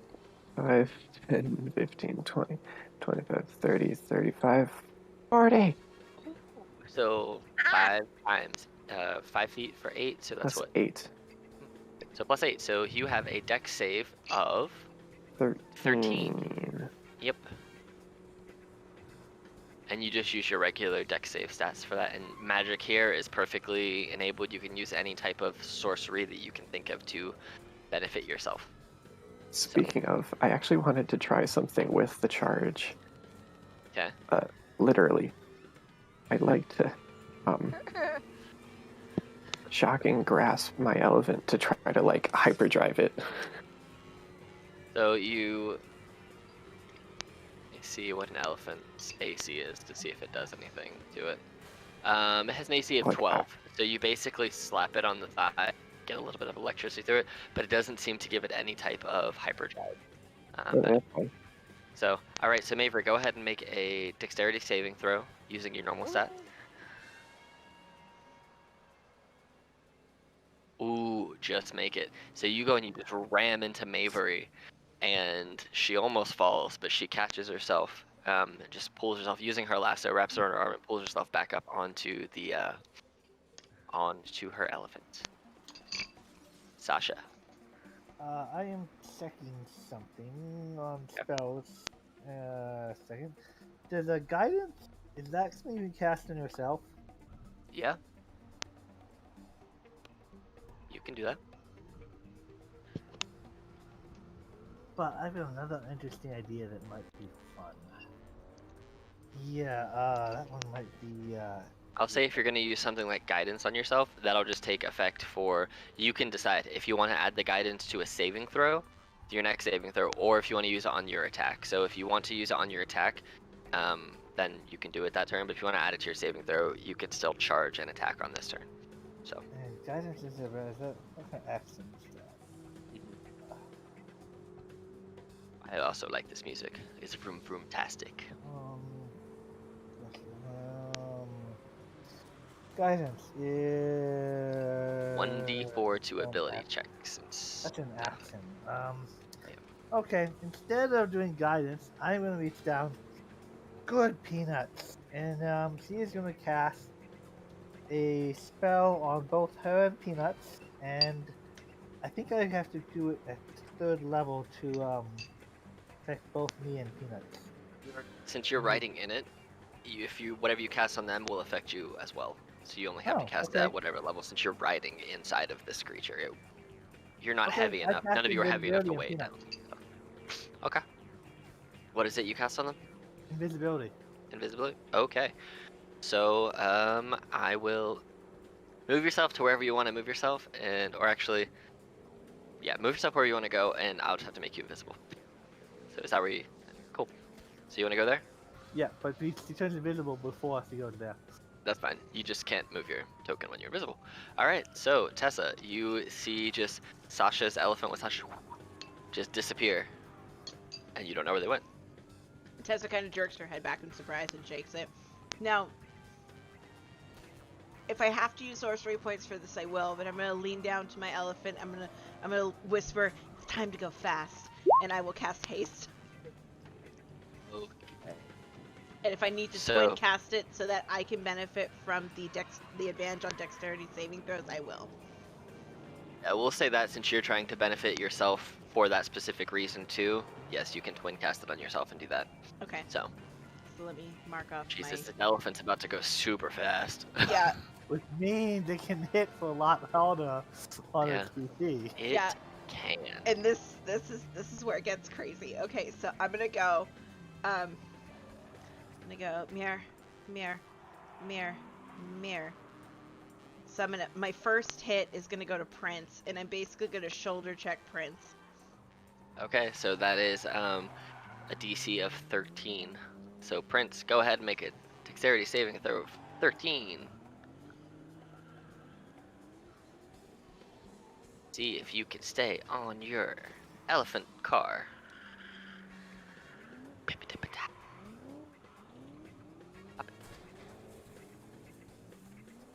I will in a second. My computer just had to restart mid game, so just give me a sec. That's all right. That seems to be the theme today with computers. Yeah. Well, while they're working on that, Tessa's gonna give it a sharp turn, so it kind of just like shoulder checks Prince's elephant, and then comes down here, and then just goes straight for the two of them and just rams full force into the two of them as hard as it possibly can. And I'm trying to hit both of them. So, doing that, you'll add 7 to the DC for Laryless, since Laryless is who you immediately hit, but that'll get reduced by half because of the force traveling through to Mavery. So Mavery, yours will be 10, or yours will be 9, and and Laryless will be 13. Wait, 7 plus 5, 12, 12 and 8. That's what it is. So Mavery made it. You just make the save. Because it was, 7 plus 5. Wait, 7, 5 is 12. No, you failed, Laryless. I cannot do math. Yeah, so you failed with a DC 8. Yeah. Okay, try and do it again. See if you can pass the dex save. So you gotta make 12. I passed the dex save. Yes, you do. They just bounce off you like, yeah, you're good. Oh, so you just smash into people and you're hitting them as hard as you can, Tessa, but they don't seem to be knocking. You thought you were taking Laryless out there for a second, but just caught themselves. Alrighty, that's the end of my turn. All right, Prince. Okay, and you said this is a bridge right here? Yes, ma'am. Okay, let's see. 5, 10, 15, 20, 25, 30. Have your lasso. Okay, yes I do. I am going to, for safety, I'm going to, let's see, where is it? I'm going to quicken spell, and I'm going to cast mage armor on myself. Okay. That way, it's reduced from an action to a bonus action. I'm going to cast lightning bolt on everybody in front of me at level 3. Ah! Okay. Oh, All right, so 15 dexterity saving throw. go ahead and make those saves. I'm not gonna worry about damage. If you fail the saves, you fall off your elephant. Okay? Barely. Can I use Tides of Chaos to make the save with advantage? Come on. You can. Yeah. I So even have Mavery, Heart of the Storm. I swear to God. Mavery, you fail. Laryless, you fail. Tessa, you do not fail. But Mavery, you have to roll a wild magic to see.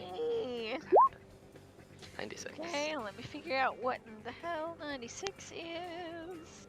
I used to have the page up. Okay, you and all creatures within 30 feet of you gain vulnerability to piercing damage for the next minute. Cool, and you vomit up a huge slug 10 inches long. Blech. So, Mavery, you are off of your, you fall off your cart. We'll just put a little red dot on here for you. And, I have inspiration. I'm okay, gonna you use do that. have inspiration. Go for it. See if you can pass it. Oh, Are DC you 15 shitting suckers. me? I'm sorry. God Wow. fucking damn it.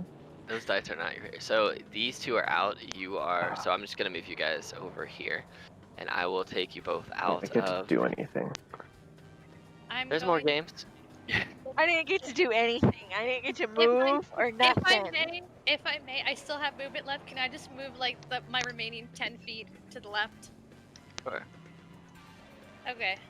All right, Sasha, it is your turn. I'm going to just make you visible so that you can control your token. But if you ram into anybody, it will be I will be at. visible We'll say then. it's at disadvantage for the save because they don't see you coming. Because I can't give you. There's no way I can give you advantage on something because there's no roll for it. So At this point, disadvantage on the Sasha save. just wants to is gonna sit where she's is and let everyone else duke it out, and then Okay. and then take on the last person left. All right. So Sasha's just hanging out. Tessa, you just had a lightning bolt come right through you, and you happen to get out the way. Would you like me to roll a concentration check on haste? Yes. 12. Yeah. Well, because you passed the save, we'll say it was 10. Yeah, you passed the con save. Okay.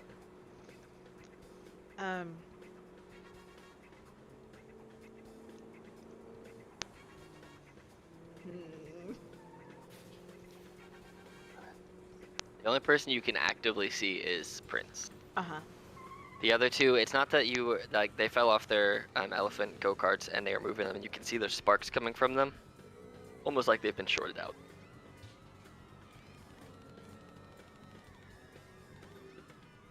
So Heart of the Storm did nothing.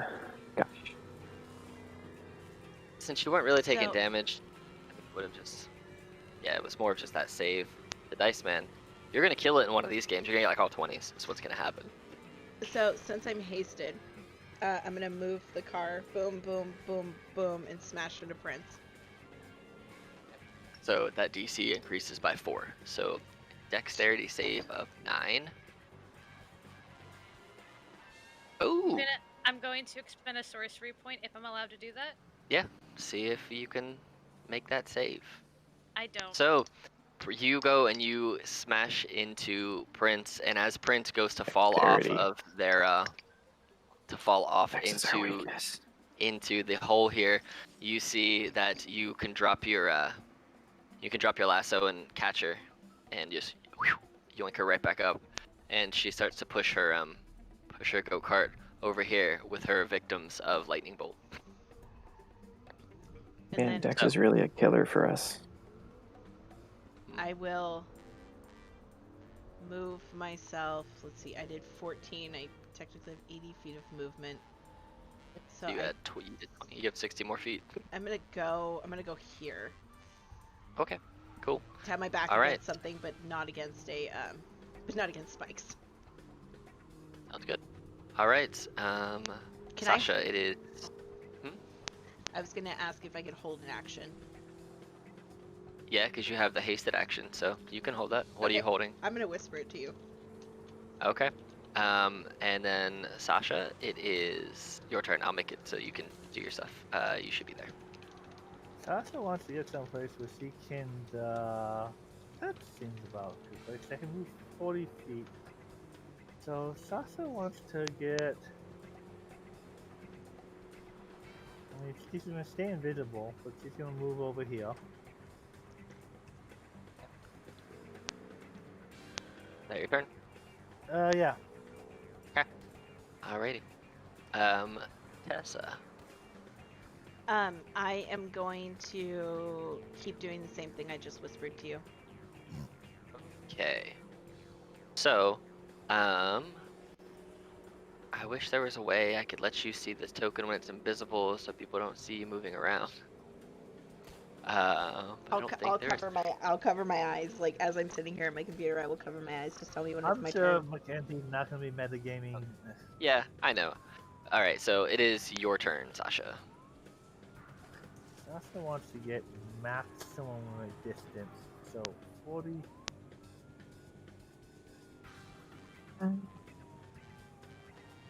So basically, if you did this, it's 50 feet to where she is from where you are right now.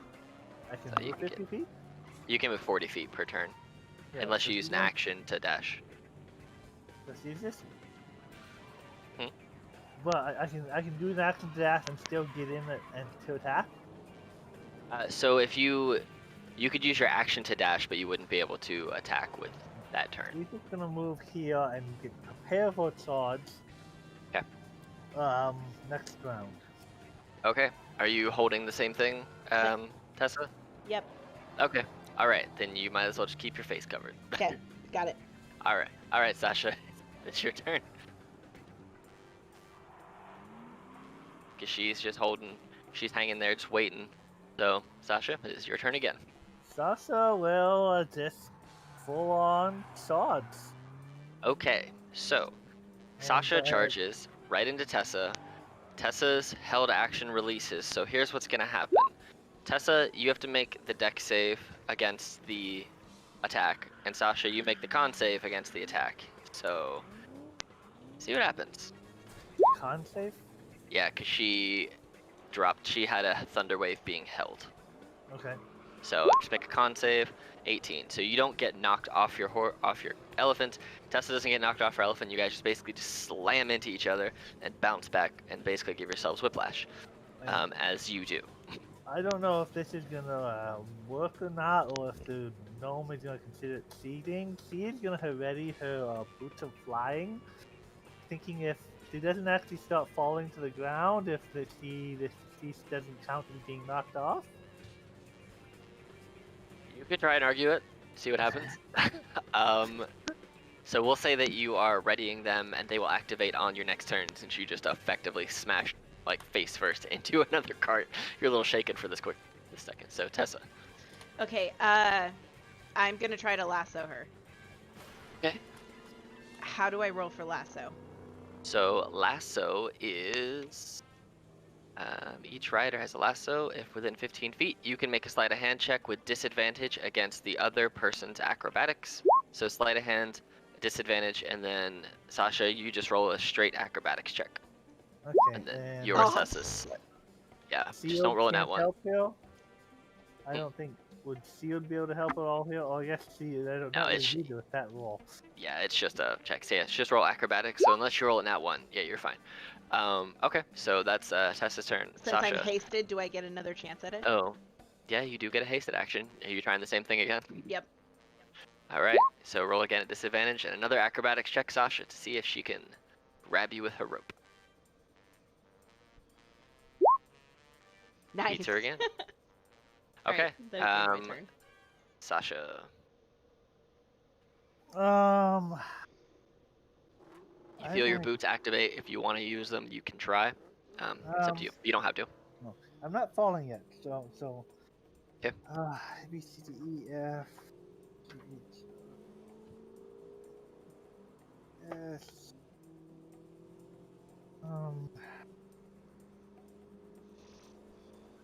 Roll me a D100. I just want to see something. Chaos. 3. All right. Bam! It literally starts raining cats and dogs for a minute. Cats fall from the sky. Dogs fall from the sky. They're all like fake creatures, so they just kind of poof, poof, poof when they hit the ground.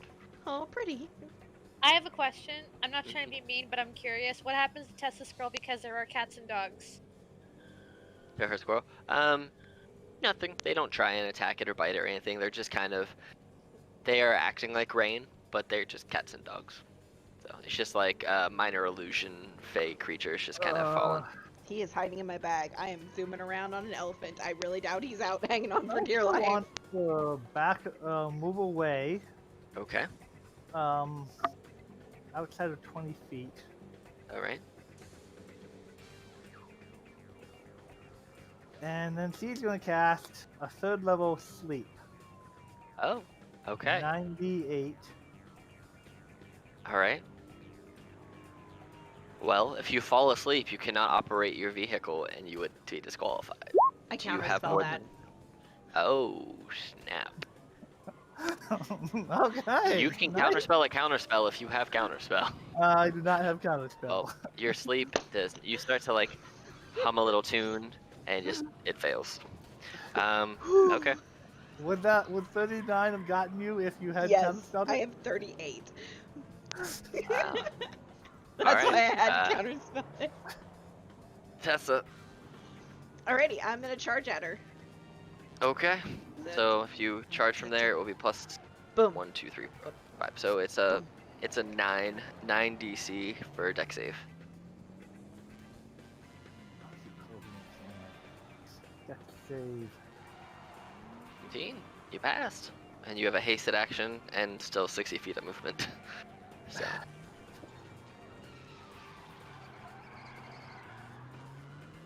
Anything else you want to do in your turn, Tessa? Let's see. Yes, maybe. Yeah, so Tessa's going to go up 30 over and then smack. Let's make a square. Hoo-pah! So what's that? An additional 12? Plus 5? 17? So it's That's right? one. What is it? The straight shot is 1, 2, 3. Yeah, it's 60. So 17. You have to make a deck save of 17 now, Sasha, or be knocked off. You fail. I don't know if. I don't know. At least gonna try Tides of Chaos. So you pass. Roll on the Yes. wild magic table. 80. Okay, what's 80 I don't do? have the table in front of me. If someone else have it, I can get to it. I got it. 80. Butterflies. Right.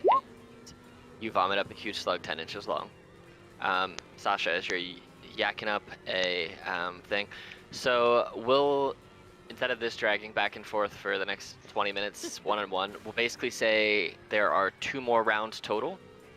And what happens to that? Somebody will be declared a winner. So you have 2 more turns each, including this one. So Sasha, Tessa, game. So. Oh, that's not done in the book. That's why I can't find it in this book. That's in Xanathos. I'm looking at potentially using Gust on her. Okay. And I'm looking at. Want to use Gust? Go ahead and do it. We'll say that if you cast it, since it's a strong wind, if you fail that saving throw, then you would be blown off your thing. So if you're using Gust, we can go for I'll cast Gust, and my saving throw is a DC 14. Okay, strength save of 14, please, Tessa. I'm gonna use Tides of Chaos. Okay. For natural Wow. 20! Roll a wild magic surge. Okay. See what happens. 89.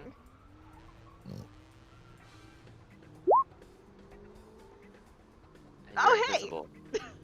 But only you're invisible, not Only your me. elephant. You don't know where I am on my elephant.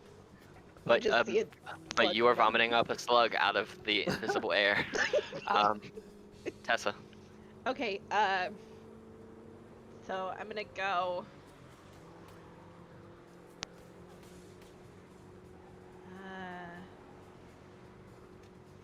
We're gonna go 40 feet mirror. And then 40 feet back. Okay, so Sasha, you need to make a dexterity saving throw of 21. Or be knocked off. Jeez, okay. Okay, you don't get knocked off. okay, as my hasted action, I'm gonna cast another thunder wave. What's that save? Con save of 14. 14. Oh my god! Nice try, old lady. Okay. All right, Hey! Sasha. This is your last turn before this game comes to a completion.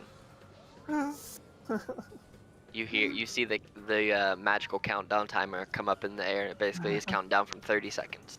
Even though I know there's more time than that, but I could try gusting. Guidance isn't going to help very much. I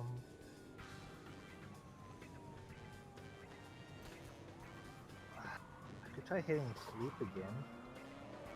So you just counterspell that again, probably. Can't you counterspell or counterspell? If I had counterspell, Hmm. Fair point. I don't know what Sasha has. I don't know what any of you have. So Magic? it's all chaos to me.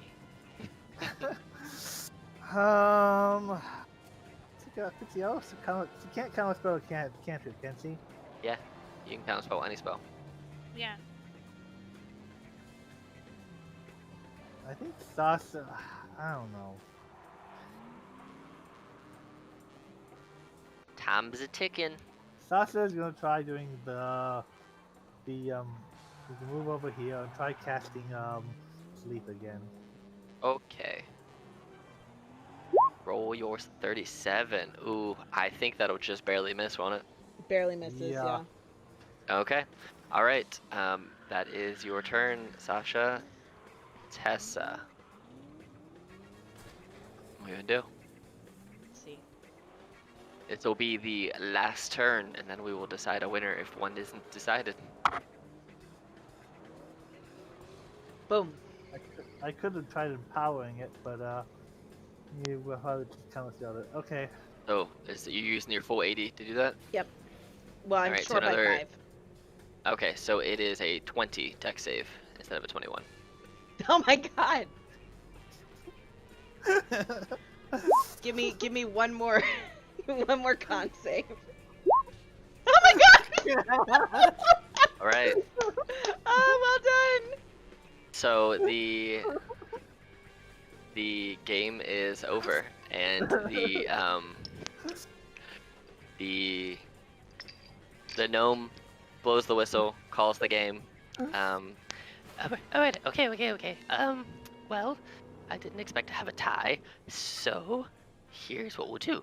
We'll just give out 2 prizes instead of just 1 prize. So you see that they place 2 prizes on in front of you guys. So the first one is an orb of direction, and the second one is a wand of scowls. I don't know how was you. Basically makes people frown. So, this game has been completed, and he walks you guys back to the Carnival. If you don't mind, I don't know what would Sasha want more? So, And Mr. Dungeon Master, mhm. I'm not looking for any kind of retconning. I'm more looking for my inspiration back. Only 1 level spell can be cast per turn, with the exception of haste. Could I get my lightning bolt save back? Yeah, go for it. Dick. hmm Sorry Also- for calling you all lady. It was in the heat of the game. Also, any 6th level wild magic sorcerer can spend sorcery points and take d4s off of somebody else's attacks and saves. Fun fact. Yeah, bad luck. But Yeah. but that's something that I have to do a rest again, so I was kind of saving that. So after each of these games, you'll get just so you guys know, you'll get all your sorcery points, all your HP, and all your spells back after each minigame. So it's So- basically a long rest The after bad each luck minigame. would Yeah. probably only come back after a rest. So It's considered a you'll- long rest, basically. Yeah, you'll get it's effectively a long rest really benefit good after that. each Oh. minigame. Yeah. I think Sasha might have more fun with the wand. Tessa would gladly give you the one and say, my best friend and I are going to go on an adventure, so an orb of direction would probably help us a lot. He tends to get Okay. us lost. And I don't go. I mean, I don't. I'm not. They don't usually let the little girl navigate. So. So but you the guys, wand, that was pretty fun. as this gnome touches each of you, and you feel a surge of magic go through your body, you feel healthier, you feel your magic re-empowered, you feel all of your abilities rejuvenated, takes you back to the game board. It says, well, we have 2 games left. Would you like to do the High Striker game or Hungry Hydra? How about you, Missy? How about you pick the next game? And he looks over at Mavery with eyes wide, waiting on an order. The first was not the first. The second he said was the High Striker. High Striker was the first one, and Hungry First one. Hungry Hydra was the second one. Let's do the High Striker. Okay, so, he's like, okay, well, you will need to follow me to the giant boulder. Oops, I put you guys all in GM layer real quick. Hold on, I gotta fix this map, I broke it. Boop, boop, boop. So, and bam. Boulder, boulder, boulder. Okay. Alright, so the way this game will work, you will try to bash this boulder as far as possible. You have 3 swings of a great hammer. Now that can either be you swinging the hammer or casting 3 spells at it, or you have 3 attacks effectively on this boulder. And you want to deal as much damage as possible to this boulder. And whoever does the most total damage will... The boulder basically, when you hit it with damage, gets launched. And the damage that you do is a measurement of how far it goes. Oh, So, okay. yep. And so whoever does the most damage on their turn will win. So we'll put people into initiative. And do you guys, because this game's kind of open for interpretation, do you want to do all 3 of your attacks on one turn, or do you want to do 3 rounds of attacks? I I'm open feel to like we either. might as well get them all together. Okay, so what we'll do then is you can cast 3 spells, just bang, bang, bang, all in a row if you want to, or you can hit it with a great hammer, or you can attack it 3 ways in any way which that you choose. And the total number of damage you do will be what sends it. So if you shock and grasp on it and do 30 damage, it goes 30 feet. So Mavery, what do you wish to do for your... He hands you this giant hammer and then looks at you and goes, this may not be for you, I think. I'm not very strong. I probably wouldn't be able to lift it. So she's going to look at this boulder, and I'm going to cast Chromatic Orb at it at the 3rd level. So- That's kind of what I was thinking too.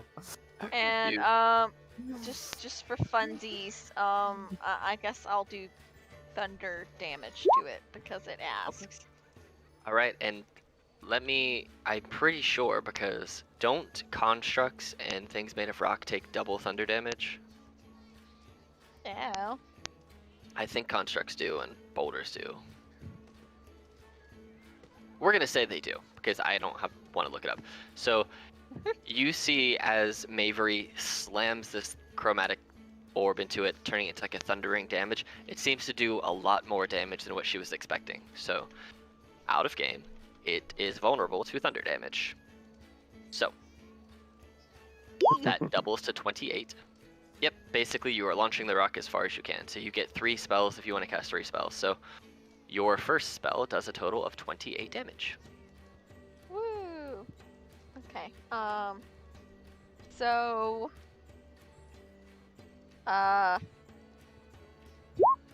Yeah, I'm just gonna do that 2 more times because that seems like the best route.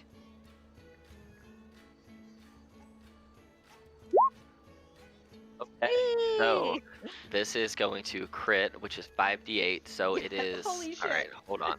I gotta do this math. 4 plus 5 plus 8 plus 7 plus 1 equals plus... 5 times 8 is 40 if you're going by... Yeah, I doubled that already. So plus 28 from before. Okay, roll your next attack, and this will be your 3 spell attacks in a row. Crit again. Do it. That would be fantastic. Oh no! It was a crit. The with the wrong wrong kind. It's a big rock, so even if you guys roll a 1, you're still gonna hit it. So you can't miss this rock. It's literally like exponentially larger than you. So I'm just ignoring the actual attack number and just seeing the total damage you do. So you did a grand total, Mavery, of 114 damage to this boulder. Whee! You just see Mavery walk up, create 3 chromatic orbs, just they pulsate and. I think that was right. Did I? Hold on. I actually don't think I did that math right. It might be more. Hold on. It should actually be 135 damage because I didn't add this Whee! vulnerability. So you just pulsate thunder at this rock and just boom, boom. You send it go Wow, maybe. 135 feet. I may be small, but I am. Well, I slightly know what I'm doing with magic sometimes. Okay. All right. Good Alright. job! Yay! As you brush off your hands and step back, Prince, you can step up and attack this giant boulder with whatever attack spells you have. Or hammer if you want to use this great hammer that's right here. That's up to you too. I'm gonna message you a question. Okay.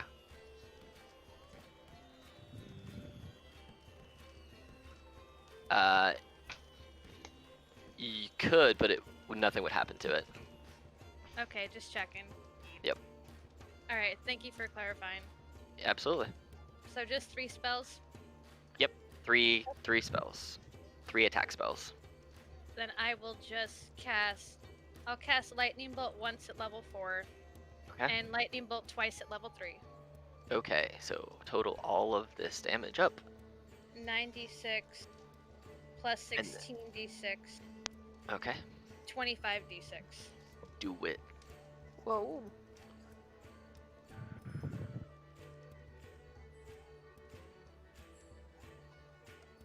$85 damage. That is significant. All right. You blast this. You send a lightning bolt or multiple lightning bolts, converging into one huge lightning bolt into this rock, and you blast it. And you noticed after the first boulder went and launched out, it stayed out there, and another one of the same identical size and weight manifested in front of you as to keep the measurements out on the field, kind of like shot put. And it launches out there 85 feet, and it falls a little short of the stone before.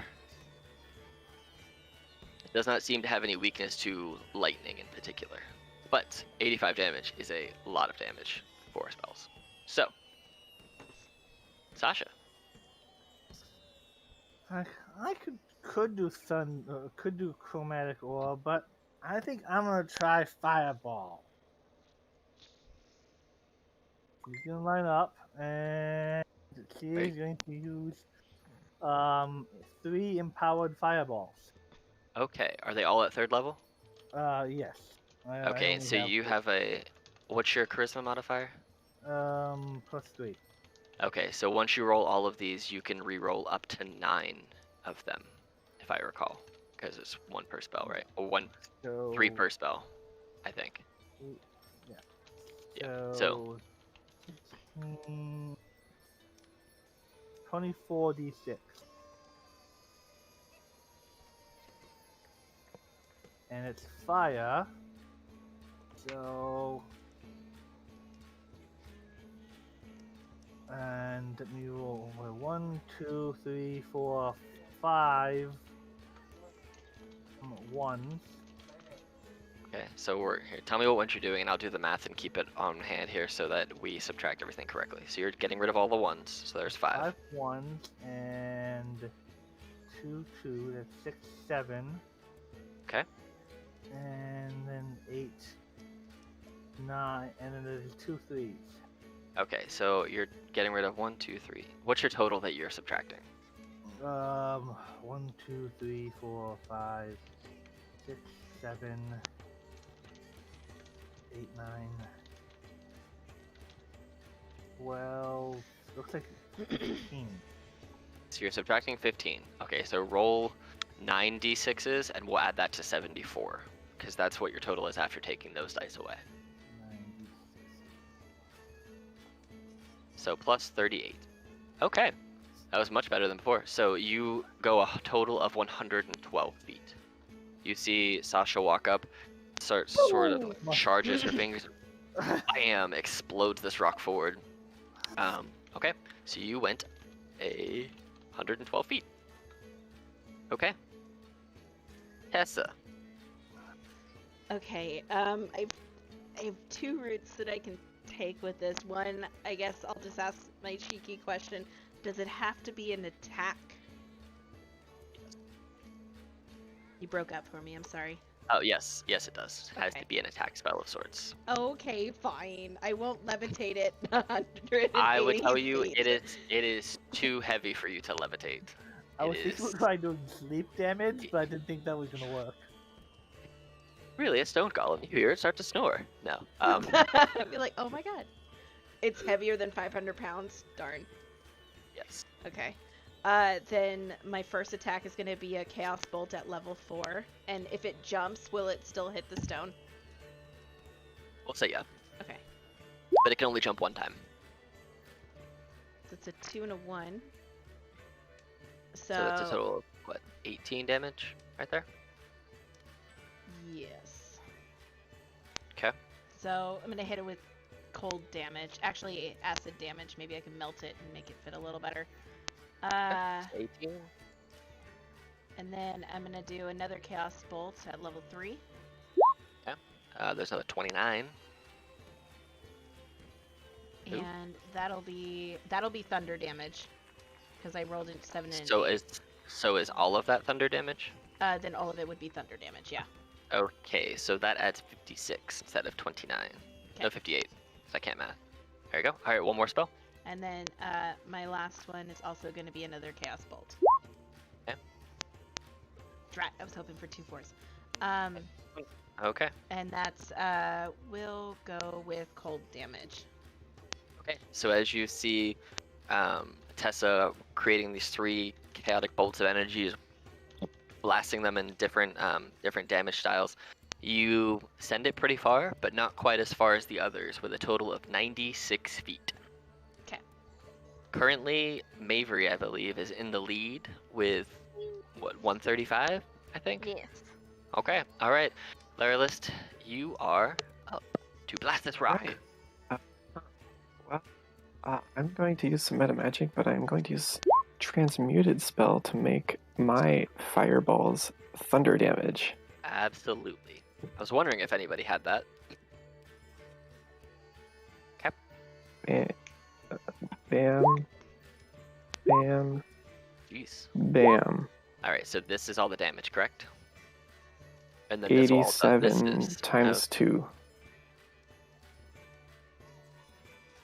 And as Mavery, you're standing there 174. with your boulder ahead of everybody else's by a fair amount. You see Laralus gets up, cracks their knuckles. You see kind of like lightning coalesce around their body, and then all of a sudden it's almost like a storm cloud appears, and you just hear this raging crackle of thunder, and go, boom, and you see this boulder go just launching past everyone's boulder, including yours, for 174 feet Jesus. Oh, into the distance. goodness. And the gnome walks over. You see him take out a ruler that seems to be infinitely long and is measuring them on the ground, ruler by ruler, Can at you a put time. those numbers in the chat? You can. Let's see. Did everybody write their own numbers down? Oh, I remember mine was something in the teens, but no. I might have yours. Hold on. Yours was 112, Eric. And then, so it was 112, and then 96 for Tessa, and then 174. So, but yeah. So Eric, you had So, 112, and then Like, 100. Yep, that's seems about right. I can't remember what all 5 of them were off the top of my head. But as this gnome goes out and measures them and comes back and looks at them, just comes wheeling back in his ATV wheels, walks up to Laralus and says, "Well, it seems as if you have been victorious. I have this prize for you." And they hand over to you a pipe of smoke monsters. Oh, A little fun item. So, As he's handing you this pipe of smoke monsters, he goes around as he's been doing, touches each of you, re-empowers all of you, so you get your HP back, your spell slots, your sorcery points, etc., etc. And he says, "Well, there seems to only be one game left. Shall we head your way? Shall we head that way?"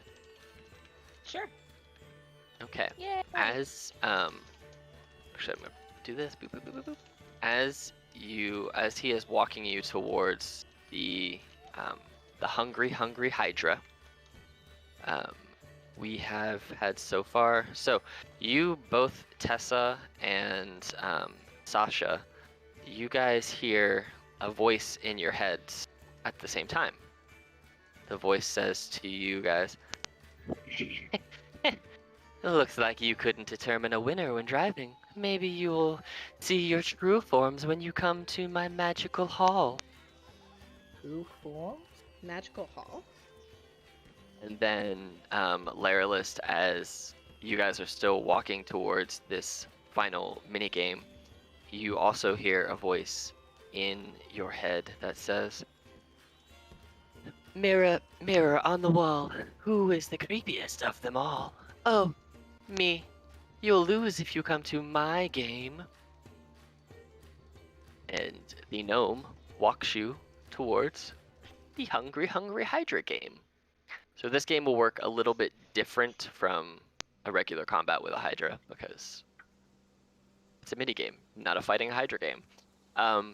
So the way that this game will work is that you all only have 20 HP, so you have 20 damage, and you get one attack per turn, or you get your regular attacks. The thing only has one attack. But so the way that the game works is try not to get eaten, obviously. You're allowed to take your armor with you as well as one item or one weapon. Everything else, whatever you choose, everything else just doesn't work in here. It's like a magical bubble surrounded by that moat. If you attack the Hydra on your turn and you deal at least 10 damage, you cut off one head and you don't get attacked. Other than that, you are out once you take 20 damage. So, Yeah, whoever are cuts off there the most any head, rule? That Okay. include our spell focus? your spell focus can be your one item if you so choose. So, Oh shit. if you're, yeah. So Okay. you can wear your armor and then you get one item to take with you, whether that's your spell focus or a magical item or something like that. Totally don't have And any armor. So Yeah. I have a question. mhm. Do all sorcerers like have a spell focus? Because I didn't know this was a thing. So Spell focus or component pouch. Pretty much any caster does, and it's just on the person. So you okay, have one. Yeah, it's just you a get one thing at then. character Every creation. caster needs to Do have- we have to have it for Yes. our magic to work? Yeah, you have to cast through it. It could be your Oh no. necklace. Oh no, why Okay. is this Then why is yes, this going so I shall slow? choose that. It's laggy. So it seems a lot more simplified. So could you, if you would mind, putting up like the specifics of this fight? Oh, yes. Bum ba ba dum bum bum bum My bum. ring of protection count as armor? It could, yeah. Unless like if you're wearing like leather, if you're just wearing normal clothes, then that would not count as your armor. If you're just like if you're wearing like leather armor, that would be your armor. No, that's So. her only. Besides casting mage armor occasionally, Okay. that's her only defensive thing. Okay. Yeah, then you can use that ring as armor since it gives you armor. So yeah. So yeah, basically you can take your armor as well as one item. You attack the Hydra. I'll just tell you what its AC is because it's not huge. Yeah. And basically it's whoever cuts off whoever is last alive, or we'll say, because that could take forever. Let's do this. There will be a total of 15 heads on this Hydra. And yeah, if you want to cast Major Armor on yourself as you're walking here, you can do that. Anybody who wants to has it. There will be a total of 15 heads, and whoever cuts off the most heads wins. And if you take 20 damage, you're out. You effectively get knocked out of the game. So that's it. So, go ahead and roll initiative, and I will. The I'm gonna say Hydra will. almost 13 plus dex, right? Wow. It's been a God. little bit since I've done this. Yeah, it's 13 plus X. This thing got 7. It did not go very fast. Alrighty. So, and I'm just gonna track the heads on this piece of paper I have over here. That way I don't forget. Total. Heads. 15. Okay. So does it get like an auto hit on us, basically? No, it will just roll to attack. Oh, It's just regular attacks for it. It's just if it hits you and you take 20 damage, you're out. That's it. So, but okay. if 15 heads get destroyed first, then the game is over, and then whoever has the most kills wins. So, Okay. all right, Prince, you are up first. Okay. I guess I'll cast Witch Bolt at the Hydra. Okay. 16 does hit. You do have to step up. It's a 30-foot, I believe. Ooh. There you go. Maybe. All right, 10 lightning damage. That is exactly 1 hit. I think I was fine where I was. I was within the 30 feet. Oh, there you go. Yep, you have exactly 1 head to your name. So. Yep. Cool. And any bonus actions you want to take, anything like that? I think I'm okay right now. Okay. Sasha, it is your turn. All right, apple power. He's form a glowing apple made of fire, and basically chromatic orb. Okay. 3rd level. Okay. We roll an attack to hit. Hmm. 22 definitely hits. I don't know why it didn't give you damage for that chromatic orb. Because I don't have, that's just a spell attack. I don't have gotcha. all the spells listed. So Gotcha. 5d 5d8 plus 1. Okay. 26. 26.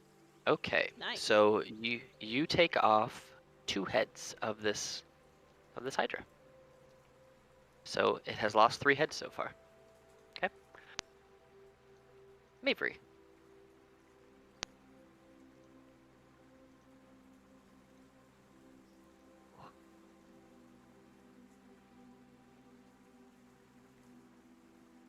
Would you like to do Mavery?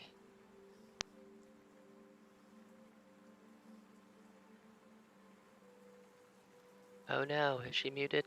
Did we lose her? Oh, yep, there she went.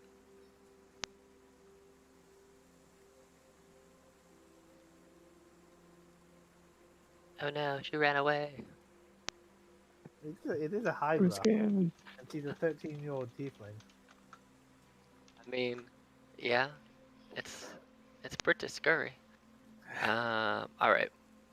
Well, let's do this. While waiting for her to get back, I do have to go to the bathroom. So let's take like a her internet just went out. Oh no.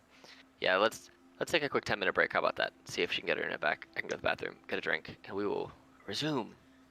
Does that work? All right. Cool. All right, stream 10 be back in minutes. 10.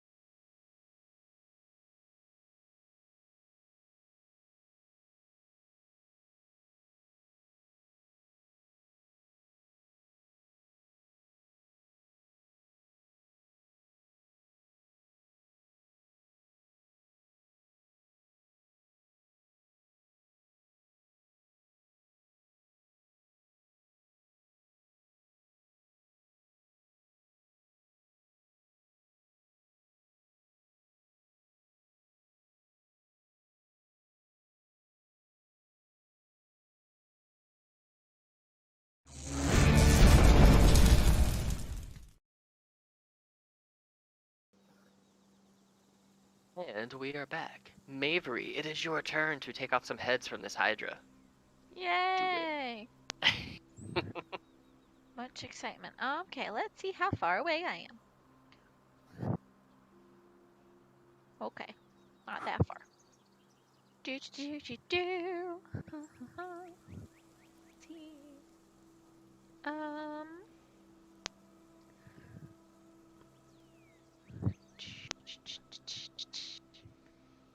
I would like to cast chromatic orb at it at the 3rd level because yes, and I will pick acid for its damage type. Okay, so you take off 2 heads. Yay! Okay. It's just So- so relaxing, killing Hydra. As the Oh. Nice peaceful music. as the Hydra gets heads blasted off left, right, right, you see that There's it's a lazy river around us. yes, it is a lazy river of a. It's basically a magical dome that's keeping you inside. You can jump out there, but you might not be able to get back. So the Hydra rears back and screams out in pain, and you see it causes an environmental effect to happen. And Mavery, you grow yet another finger on your Oh hand. no. Okay, well this one will Um, be on the right hands, just so you know. At least we're even on fingers. and it's just gonna go ahead and run right up to you, and it's going to take an attack on you. Let me double check what it is because it's different from what it is, so it's just a +6. Does a 25? Yeah, 25 hits. Yeah, yeah. I'm pretty sure. I'm pretty sure that hits. Okay. And it's gonna do a grand total damage to you for as all of its heads bite down for 16 damage. So you have 20 total damage before you're knocked out. So you Alright, take so I'm at- you take 16. Yeah. So you are at 4. So I'm at 4. and it just starts spitting acid all around itself, spitting the acid back in your face that you just hit it with. Tessa, it is your turn. Rude. Okay, since it's got multiple heads, what I would like to do is I would like to use 3 sorcery points to twin cast Chaos Bolt. Okay. And try to aim for multiple heads. So first attack is a 9. I would like to use Tides of Chaos on that if I can. You win. Awesome. Let's see. I have a +6. That's an 18 to hit. That will hit. Go ahead and roll on the table first. Wild magic. Wild magic. 74. Butterfly. in the Random creature sky. within 60 feet so you twice. gets poisoned for. Oh, this is how I got you. Cool. So you take off 1 head with the first part of the spell. Okay. Okay. And if you twinned it, so you can roll again. Yep, and that's going to be we're gonna do psychic damage. I'm gonna make its head explode. And then second attack is a 10. That will miss. Will You can do also, it again. if you'll let me, I will do it again. You rolled on the table. This game's all about chaos. Calming chaos. That's another 18. Yeah, that'll hit. And you just pop one of its heads. Awesome. Because you did 11 damage total. So roll on your table. And because it was dealing acid damage to my friend, I exploded its head with acid. Makes sense. Yes. And then wild magic surge. Boop. Who is poisoned, by the way? It's a random creature within 60 feet of me. Well, the Hydra is immune to poison, so roll a d4 and left to right. That's who is going to be poisoned. With Sasha being 1 and Avery being 4. Ooh, Larylist, you get poisoned. I'm sorry. And then just roll 1d4 for hours, and that's how long you'll be poisoned for. But I will tell you, it's not going to really affect you outside of this little mini game. So. Oh, a 99. I regain all of my sorcery points. Bomb. And you begin For to glow you. for 10 minutes.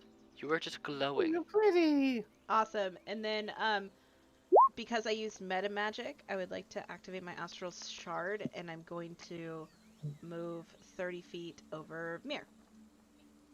Okay. All right. Laralith, it is your turn. You have been poisoned by Tessa, Sorry. unfortunately. So you have the poison condition for effectively the rest of this minigame. Unless you have a way with which to remove it. No. Oh, Uh, dang. all right. Okay. I'll step up here, and then probably centered like here, so it doesn't actually hit anyone. I will cast Blitzball. Blitzball. Oh yeah, Jesus. Oh, it's gotta make a save. You used your piece of the sky. I did. Okay. Oops, if I can type, which is... It rolled... Ooh, it failed. Badly. So you pop 3 heads. Boop, boop, boop. And I would point this out, and I will in subsequent turns, but it doesn't. The 3 damage is not going to make a difference. It's not going to turn it to 4 heads. But I do have this, so I will fly back 10 feet after the spell is cast. Okay, cool. Alrighty. Prince. Okay. Am I within combat with, like, if I move away from it, will it trigger an attack of opportunity?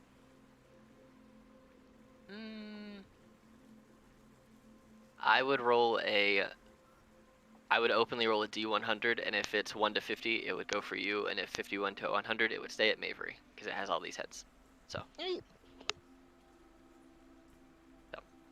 you want to move, we can do that. Up to you. I'll bonus action Misty Steps so I can get 30 feet Okay. somewhere else. 5, Sounds 10, good. 5, 10, 15, 20, 25, 30. Boop. Okay. And I will, from here... Well, it's not really a straight line, so I'm not sure if I could do that. I'll just cast Scorching Ray from over here. Misty Step and Scorching Ray in the same turn, since they're both spells. Yeah. Are they both leveled spells? Yeah, they are. Never mind. I'll just cast. Nah, I can't cast anything else. You don't have like Firebolt or nothing? I didn't pick out Firebolt. I Ah. picked more up You can still close do a attacks. cantrip. Gotcha. You Fair can enough. quick and Any spell Misty cantrip will still Step, help. right? Misty Yeah, Step I is guess I already could a quick and spell Misty Step. It's already a quickened. bonus action. Yeah. I mean, you Oh, could probably that's take right. your physical attack before you Misty Step. You could do that. Absolutely something you can do. Okay. So I guess I could just. I'll just throw off a Scorching Ray and then say I moved over here? Or. Yeah, you just wouldn't be able to Misty Step after the Scorching Ray. So it's up to you. Like I said, he might not hit you.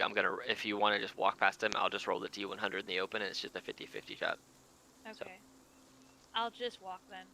Okay, so 1 to 50, he'll take a bite at you, and 51 to 100, he will not. He does not. He is focused on eating Mavery. Ah. 10, 15. Chomp, chomp, chomp, chomp, chomp, chomp, chomp. This Right isn't a here. competition.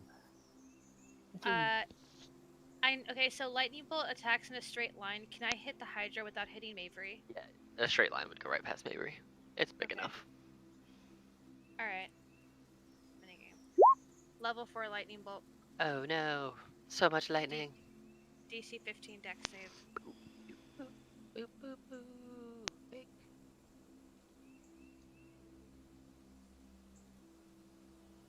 It made a 15 plus 1, so I got 16. So go ahead and roll your damage.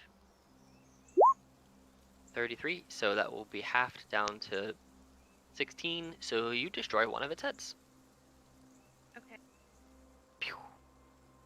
You see lightning shock through this Hydra's body, and all of its heads, all 5 heads turn and look at you, and then one of them just explodes. Anything else you wish to do on your turn? That will. I don't like having people behind me, so I'm Okay, fair enough. just gonna move over here. All right, Sasha, it is your turn.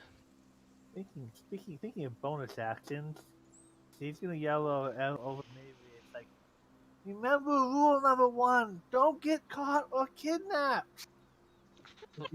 Inspiration. That is a very good rule.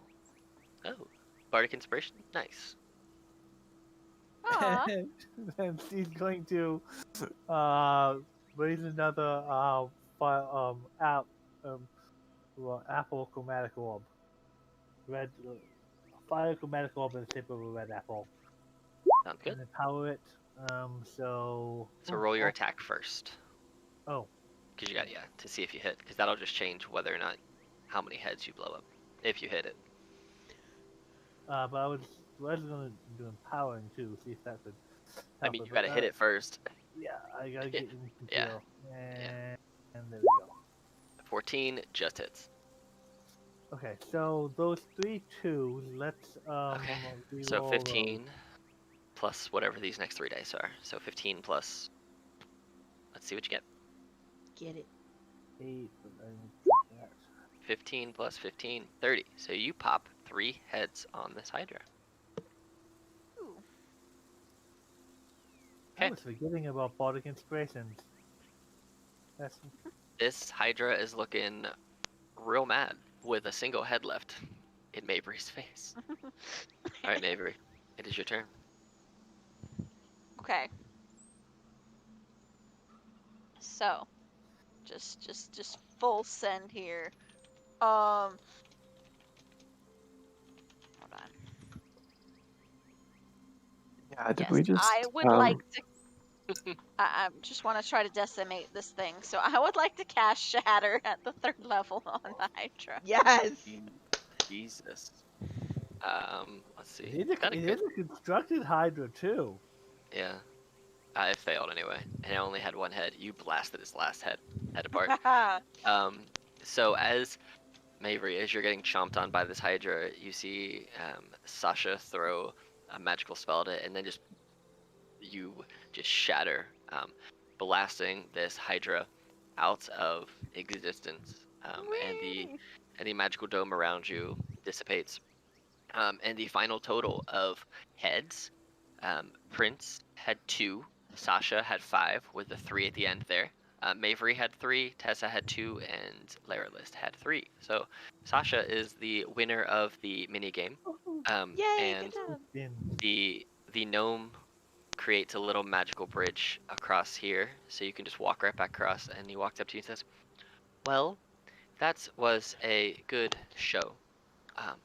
In all fairness, I am one to make sure everybody gets a prize for a game. And since you are the victor of 2 games today, I will give this young lady a prize so that everyone has something to play with.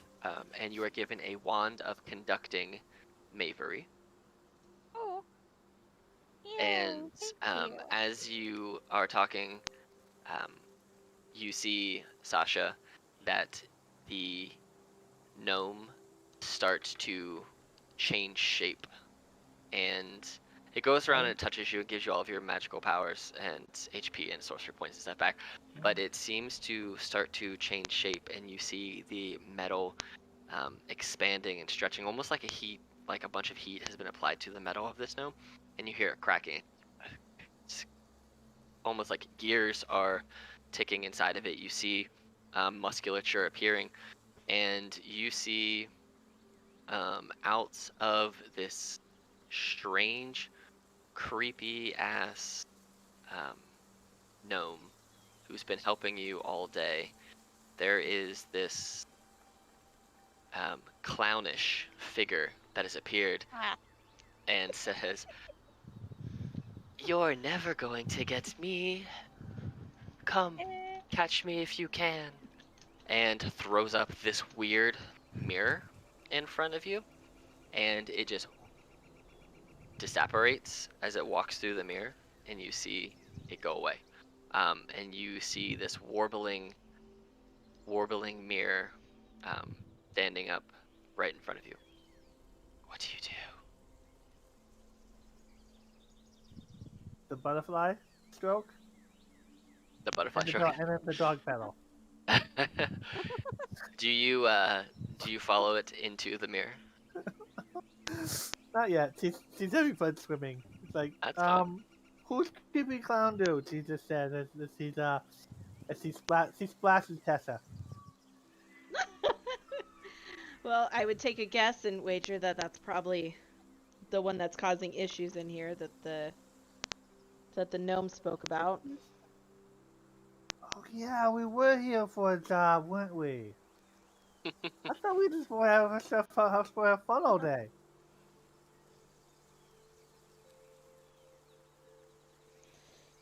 Well, this sounds like a really good story to tell people. So, and that's kind of what my friend and I, my best friend and I, are kind of working on right now, is trying to put together some new stories. So, Oh, I think I'm gonna give this a shot. Might be a good story to write back home about. if you need anyone to illustrate your storybook, I've got crayons. You know what? Oh, You know what? I have a tan of mine who I think would absolutely love to have some drawings accompanied with the letter. So, yes. But first, let's make sure we have something to draw about. And she will extend her hand to Sasha as she starts going through the mirror. I need to get her some real painter tools since I'm now proficient in painting tools. gosh. See the two of them walk towards the mirror and they just disappear. Man, I figured that they would want to leave them alone based on how much fun they were having. Are you guys also going towards the mirror? I'm sure another extra dimensional space inside of an extra dimensional space should be fine. Why does the thing have to be clown like? All right, as you all make your way through through this mirror portal, you find yourselves here in this hall of mirrors, where as you are as you're staring and you're looking around, you see hundreds and hundreds and hundreds of reflections of yourself. Um, you see every time you take a look right at the corner of your peripheral, you think you see something move, jump from mirror to mirror, but you look, and when you look, it's just it's your own reflection. It looks just a little off, like maybe hair's a little darker, skin's a little more pale, eyes are a shade different. Um, It's a as fun you're house.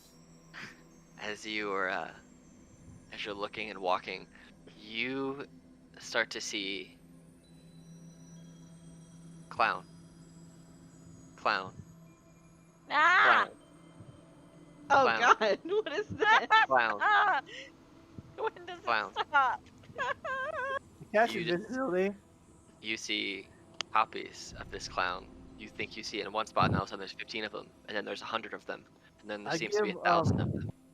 I give can I give more? I give Tessa Erotic Inspiration and then catch invisibility. You think the Um, mirrors are our only way out of here? as you go to cast invisibility, you still see your reflections. The true you is gone, but the reflections of you are still there. That's weird. Prince would look around if that's okay, and Uh-huh. grab a dagger and stab the nearest mirror. Go ahead and roll an attack with the dagger.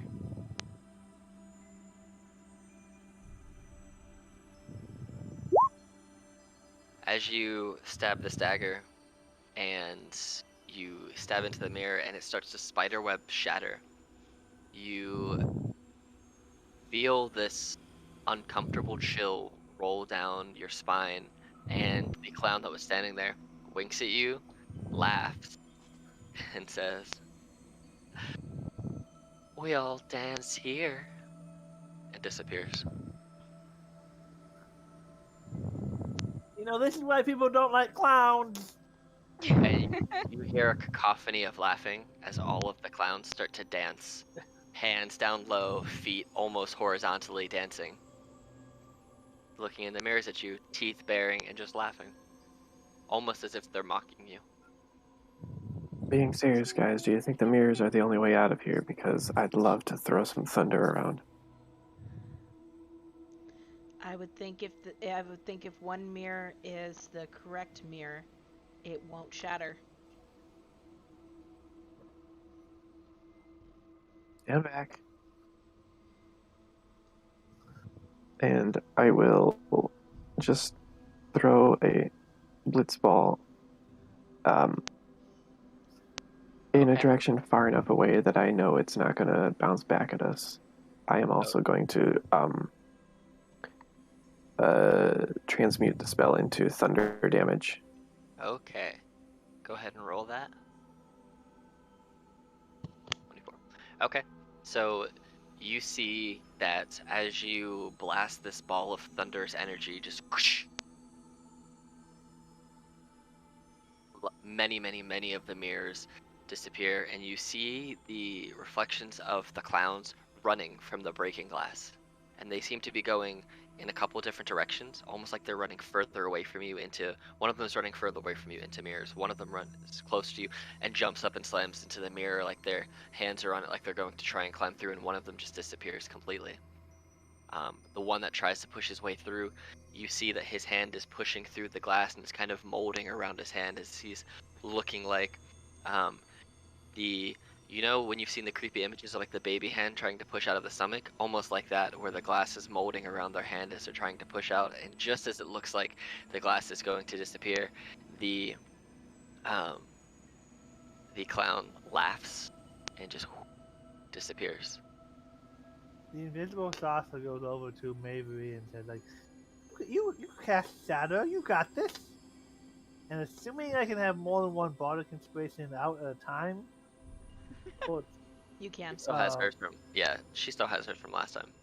Oh, she still has it. It hasn't I been. am still it hasn't been inspired done. by your words. Yeah. Well, then she is gonna go. Since I got all them back, she is gonna go. And just give her last two bardic inspirations to Prince and Lilith too. It's like, you guys are awesome. Yes, You're all. that is coincidental. We are all also bards, as well as wild Wait, magic we sorcerers, as all Katie bards pointed too? out. Yeah, Yeah. Sasha, please Katie take a just pointed D6 that of out. bardic inspiration as well.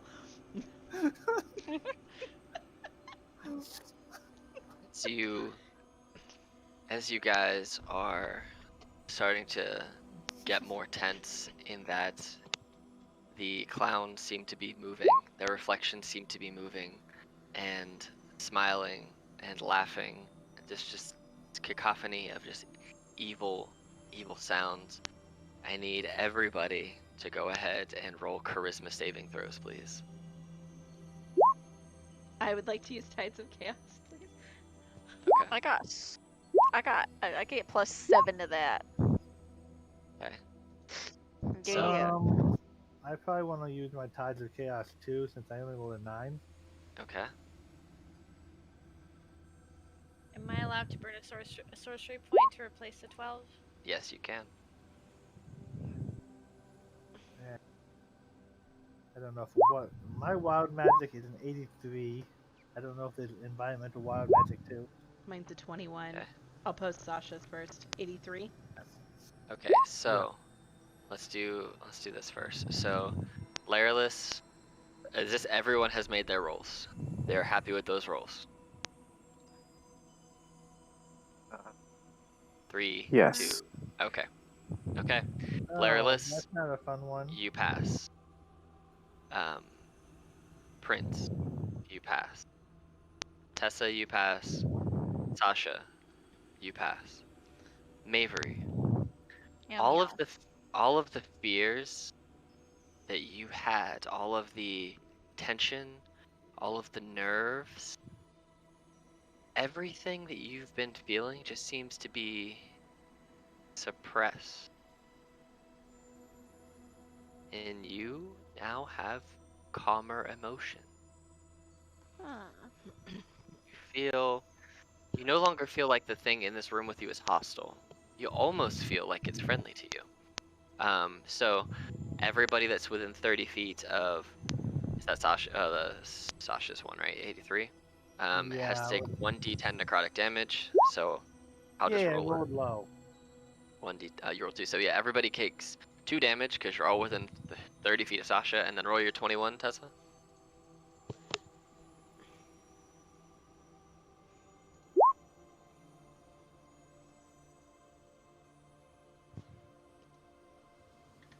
You cast. Okay, so the next spell you cast that has a saving throw, anything you cast it against will have disadvantage for a minute. Okay, cool. And then the first, so that's not going to have any effect right now. And then the second one, you grow another finger, Sasha, or Tessa, Oh, Jesus. on your hands. So, Now we both have extra fingers. Yep, we both have extra fingers on each hand. I can count to 12. Yep. We match. High 6! Yeah. Eh. Chat would like to know your location. who wants to know my location? Martin Chatwin. Oh, Martin Chatwin. I know Martin Chatwin. You watch The Magicians. I do. Yes. Tessa will push her way forward, and say, "All right, my turn. Everybody get back." And I am going to clap my hands together and take a deep breath, and in from myself going forward, trying to hit as many mirrors as I can, seeing the clown in it. I'm gonna cast a 3rd level thunder wave. So you see that one of the clowns looks at you, their face gets a little wide, and you shatter the mirror that they are in. And then you hear from off from this general direction a voice that just cackles and says, "Is that the best you've got?" I need you to go ahead and make a wisdom saving throw, please. Okay. I'm gonna use Tides of Chaos again for a 16. So you are not unfamiliar with the feeling of vicious mockery. You hear it, you almost feel like that insult wasn't that good, was it? No, it wasn't. You just passed. And you look over. Oh my god! Yeah, you you get regain your all your points. And you smell like fish now for the next 3 minutes. That's fine. I get my sorcery points back, so that's okay. And you Okay. can take a shower when you get back. But It Calvin's only not lasts for 3 remember- minutes. Oh. So as this is going on, you see now the clown seems to be moving faster. It's running through the mirrors, and it's just laughing and cackling. And I need everybody to. We're just gonna go right into initiative now. Go ahead and roll initiative. Yeah! Wee. Motherfucker! I can't land for squat for initiative tonight. Oh my god. Oof. I wonder if our spells actually did anything to the fight. I also wonder that. I mean, it seems to be annoying him, but it seems like it's gotta be more than just wrecking the place. I mean, I'm cool with that anyway. Wrecking the place. Bree, all of a sudden you feel that calm emotion that you had, that sense of calm, dissipates, and you go from feeling calm and relaxed to all of a sudden, oh shit, there's clowns. They really want to kill me. But for some reason, you find this just to be absolutely hilarious. Go ahead and make a wisdom saving throw, please. What the clown can say though? Killer clowns.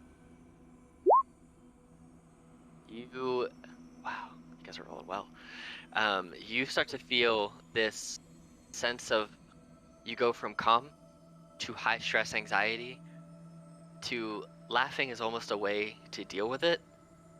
and you start to feel yourself fall to the ground to laugh, but you realize this is not a funny situation. These clowns might actually kill me, but I don't know what to do.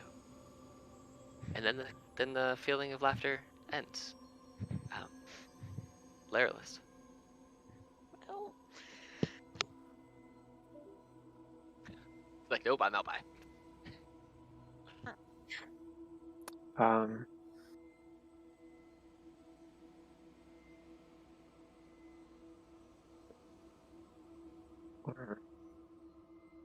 I don't know.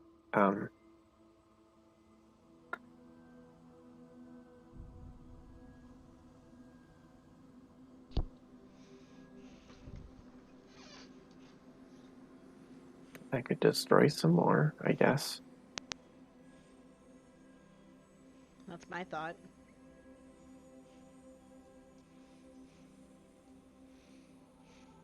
Um, yeah, sure. I'll do it again. I'll throw out a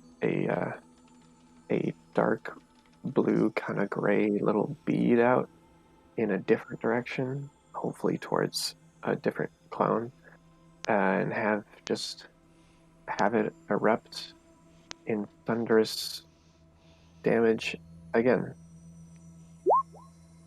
Okay, so as you throw this thunderball towards these mirrors, you seem to hit it in almost a support beam, and as the thunderball hits it, and just waves of sound just crash through these mirrors, you see what is easily 300 pounds worth of glass just fall and shatter on the ground before you, and this clown is thrust out and dives into the fray in front of you, Sasha, and Tessa. He seems to have been forced out by the waves of sound, glass raining down upon him everywhere, and he looks real upset. As he comes, his mouth kind of splits into three, and you see all these rows of teeth with the glowing yellow light coming from deep in his throat. And as you stare, you almost see like it is a a portal to some other dimension that you can't quite grasp. It almost you almost want to reach in to see what it's like, but you don't quite put yourself in that position. I will use tempestuous magic to back myself away. Okay, sounds good. Um, Sasha, you just see this giant clown teeth bearing everywhere, much larger than you, with this glowing portal in the back of his throat coming out. What do you want to do? Um,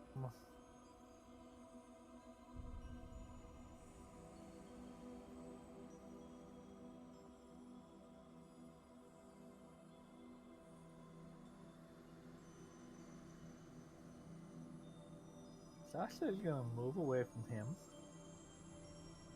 and once he's a little bit away, she's like,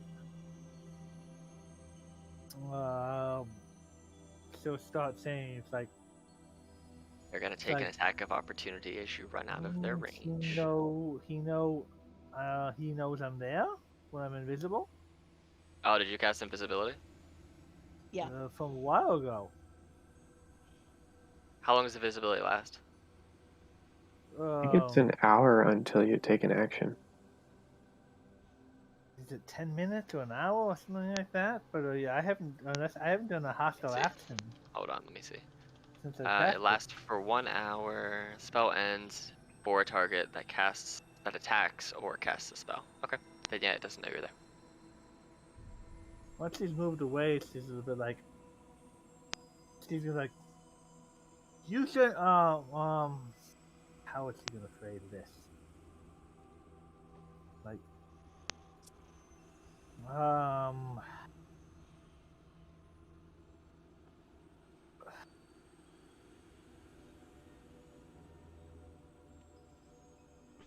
it's like,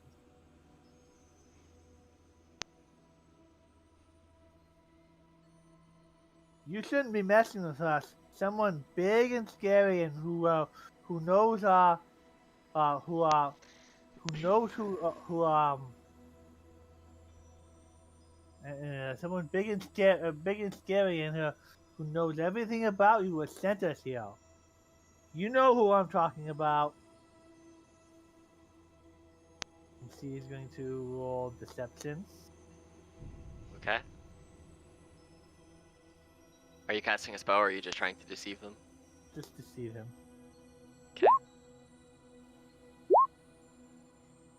It matched. It rolled a 22 to your Wow. 22.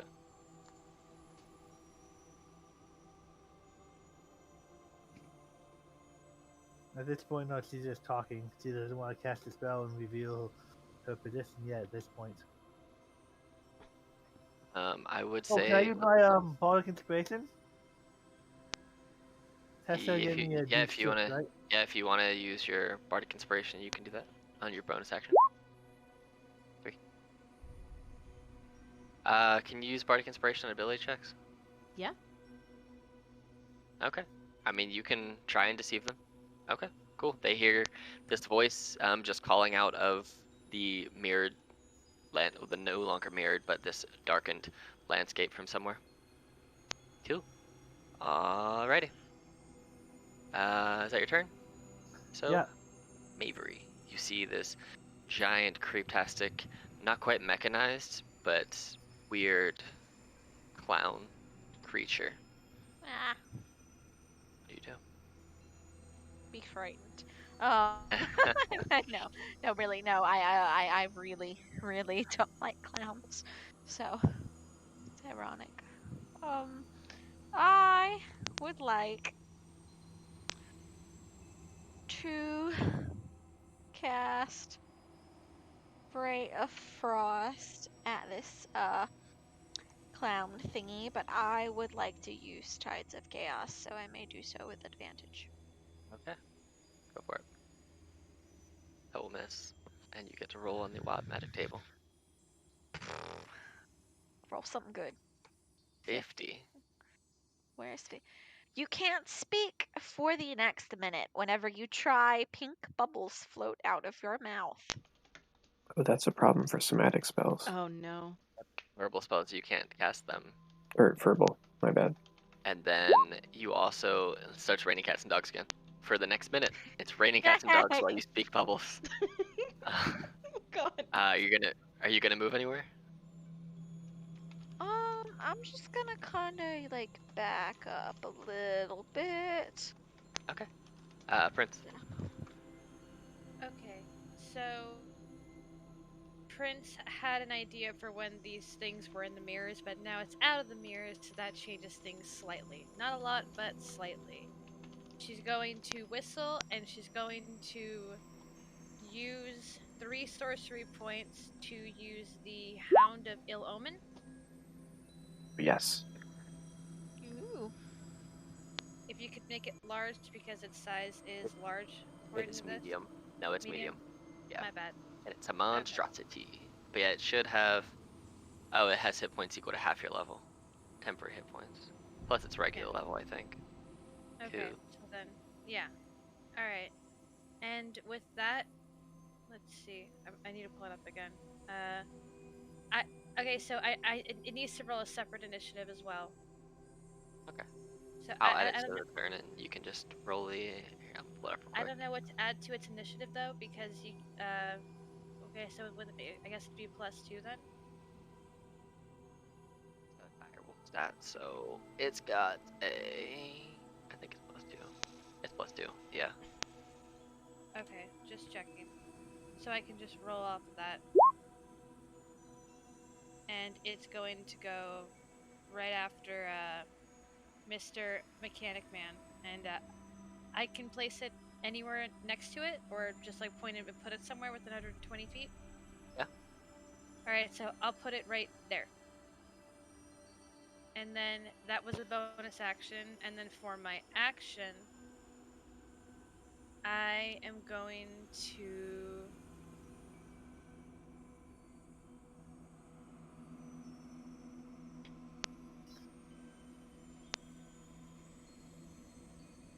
So it has 40 total hit points, with 30 of them being temporary.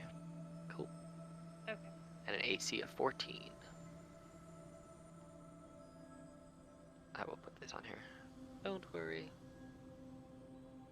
Oops. Actually. I'll cast Scorching Ray on it.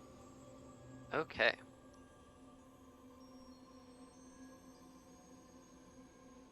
And for Scorching Ray, it shoots out 3 rays. So do I do 3 separate ones or just one? And It's that, three that's all separate 3. rolls. It's 3 separate rolls for each one. Okay. Yep. Okay. Which So one? 2 of them hit. Okay, so 5 and 2. All right. So you blast out these 3 rays.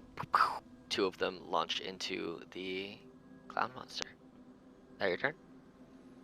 Actually, roll my Bardic Inspiration to try to make the 3rd one hit.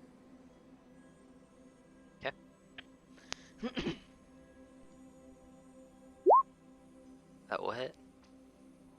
Okay. Okay. Cool. All righty. I will get against the wall as much as I can because I don't like having my back to anybody and end my turn. All right. Tessa. Okay, Tessa's going to take a deep breath and hold out her hand that's got her her astral shard hanging from the bracelet around her wrist, and she is going to hold her breath and pray that this works. She's going to spend 5 sorcery points to twin cast Shatter at level 4. And the rule with twin casting is that you're not allowed to target the same target twice. Because Shatter is an area of effect, what I'd like to do is I'd like to drop one that's technically gonna hit me, but would still hit him, and then do the second one on him. I don't think you can twin You can't twin shatter. You can only twin single target spellcasts. So like you can't twin a fireball. You can't twin a shatter. You can only twin something that single targets, and there's only one target anyway. So you cannot twin cast an AOE spell. An like that. AOE spell. Okay. Bummer. Yep. Okay. Thank you for that knowledge. I appreciate it. Well, he's still gonna get a level 4 shadow. I just won't shatter. I just won't target myself then. So it's gonna go right there, so that way it doesn't hit anybody but him. All right. And that is what a. Oh, you're right. Whoops. So with that one, if he is made of metal, he has disadvantage on the saving throw. He is not made of metal. Bummer. What is the save? Is it a con save? It is a Constitution saving throw, DC 14. 19. Damn. He still takes half damage. Can I what is that? What is that thing? Ben's luck. Yeah. That's what you're looking for. Yes, bend luck. That's what I'm looking for. Okay. Go ahead and use 2 sorcery points to bend luck. Do a D4. Hold on. You need a 4. A 1. Okay. Dang it. It still makes it 18. Can I, So. do you want me to also use my bend luck? Yes, please. All wild mages, let's do this. So that makes it 16. So you still he still passes. I don't have bend luck. Oh, you're not level 6? You're not level 6. I'm not level 6. Ah, bummer. I will be after this game, though. All right, so they take half damage of your spell. Can you re-roll that with it? No, you probably can't spend a sorcery point to re-roll that. Yeah. Yeah, I don't think I can spend a sorcery point to re-roll the D4, can I? I do not believe so. I think it's just when you make an ability check that fails. So since you're not making the check, they're making the check. Yeah, you're just trying to make theirs lower, so you can't do that. You can't add that ability to theirs. So go ahead and roll your damage. I did. It was 21 thunder damage with Shatter. Oh, it is up there. For some reason, it didn't. I didn't see it. I was blind. Cool. Okay. All right. So, that being their turn now, they. Okay. Here's what they are gonna do. They're gonna move. So they're gonna move here to stay in the range of the Hound of Ill Omen. And then you all recognize what they are doing, because you know how sorcery points work. And they are going to quicken a spell that is going to be in a 30-foot cone, and it's going to be a wisdom save of 16. Let me get the thing here. And it's going to be here from them. So it's going to go from here to there. So the Hound has to make the save, and Laryless has to make a save wisdom of 16. So they quicken the fear spell. So, I don't have the stats for the wisdom. I don't For know a the dire wolf, it is a +1. Oh, I can get that easily. You got it So already. yeah, so it's a +1 for the Hound of Omens wisdom save, and then Lara, let's go ahead and roll a wisdom save as well. 15, so it fails. I have the dire wolf bookmarked because I Charmed, and magic can't put you to turned sleep. into that You a are lot. not being charmed, you are being frightened.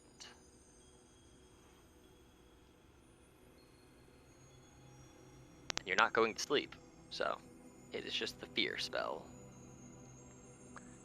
So the wolf is afraid. Are you afraid, Larry? Are you afraid of clown? Am I allowed to reaction counterspell? You certainly can try. Counterspell. What level are you counterspelling? Level 3. Okay. You no longer see Larylist or your doggo be frightened, but they still have their action since they quickened the fear spell. So seeing that, they don't like being, they don't like having their spell. As they cast it, you see their eyes got real big. They started to have this purplish glow come out. Their mouth got real, even wider, and that golden hue of a portal turned black, and kind of put this weird atmospheric glow onto the field. They are going to cast Ray of Frost at you, Prince, since you counterspelled him as their action.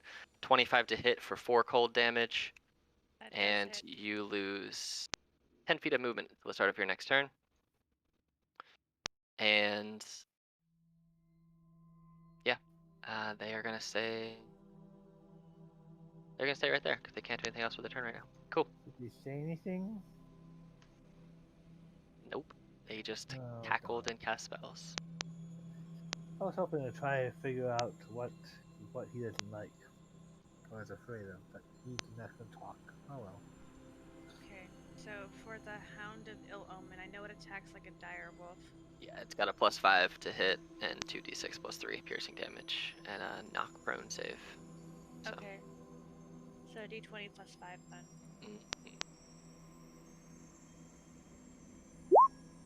That misses. That doesn't hit. Alright. Yeah, misses. Doggy misses. Okay. Larylist.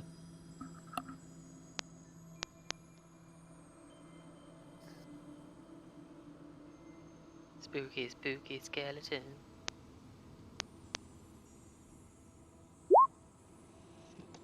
Fairy fire. And where are you casting this fairy fire?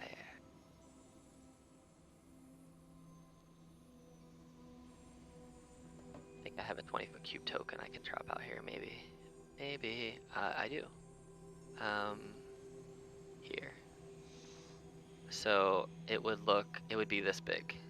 Wherever you want to cast it, it would be this big. Here, I'll just do this real quick. I'll just give you access to this token real fast.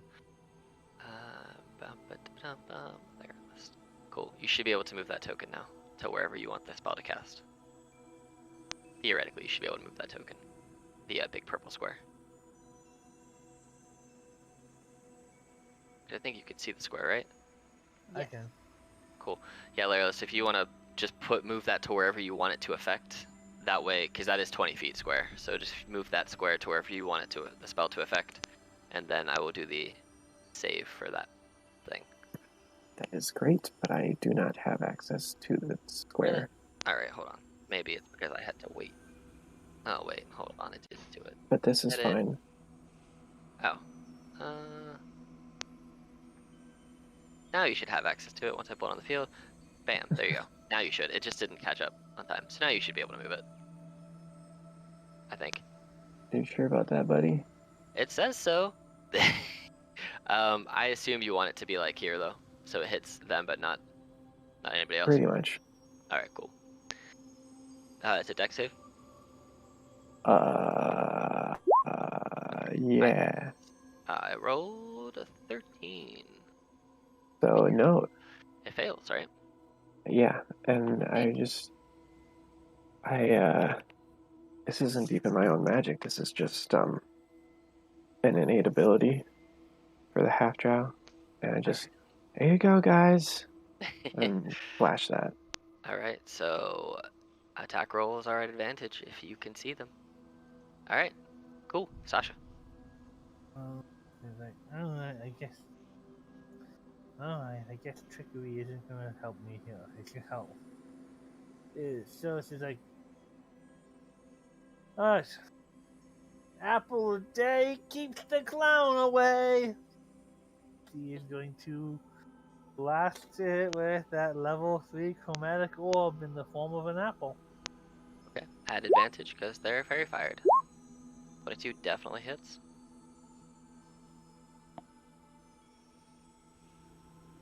Uh, 5d8 plus 1. And I will. Do I want to empower? I got lots of sorcery points. Sure. I'll empower that 3 and that 1. So it'll be 24 plus whatever. Nice. 36 points. Okay. This clown is not looking very happy. Is that your turn? Yeah, and I will become visible again. Did you cast invisibility again? I said I'm become visible again. I'm losing my. Oh, I thought you said you I'm went losing my invisible again. I was like, wait. invisibility to cast Yeah, spell. okay, cool. I just misheard what you said, that's all. Mavery. Am I still affected by the bubbles? Yes. Okay, so For a minute. potentially dumb question. How do I know which spells are verbal? Gotta read each spell. You, so if you are looking on your D&D Beyond sheet, if they say VSM, that means verbal, somatic, and material.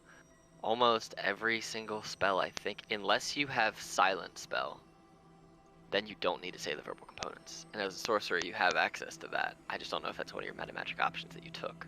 Oh, But just so you're not, Not yeah. So every like spell has thunderclap doesn't yeah, I was gonna say, require. I have Thunderclap. Yeah. So like that's one I that think- doesn't require words. You just do something and it Misty. works. But because I don't want you to not be able to participate at all, we'll do the save at the end of your turn. We'll do a con save at the end of your turn to see if you can burp it out. But if you want to thunderclap, you can do that. Yeah, because Thunderclaps, that's Just all I somatic. got. You basically walk up and just slam your hands together and clap at it. But And that's for what con funsies, save? Tides of Chaos.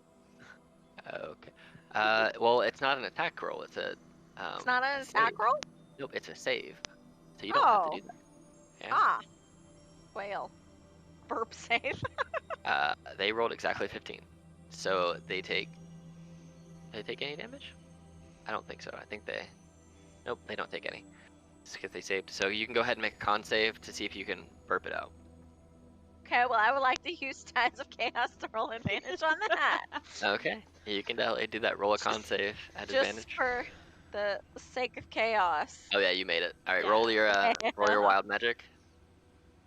Boop. Oh, 3. See. To-do. For the next minute, you can see any invisible creature if you have line of sight to it. Oh. Oh wow. Oh, And God. you immediately get hit with the bubbles again. Again. Right after you Again. burp them out. Again. Okay.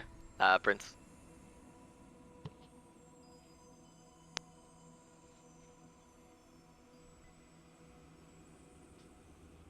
What would you like to do, Prince? I will. Okay. Because my hound is within 5 feet of Mr. Thing right here.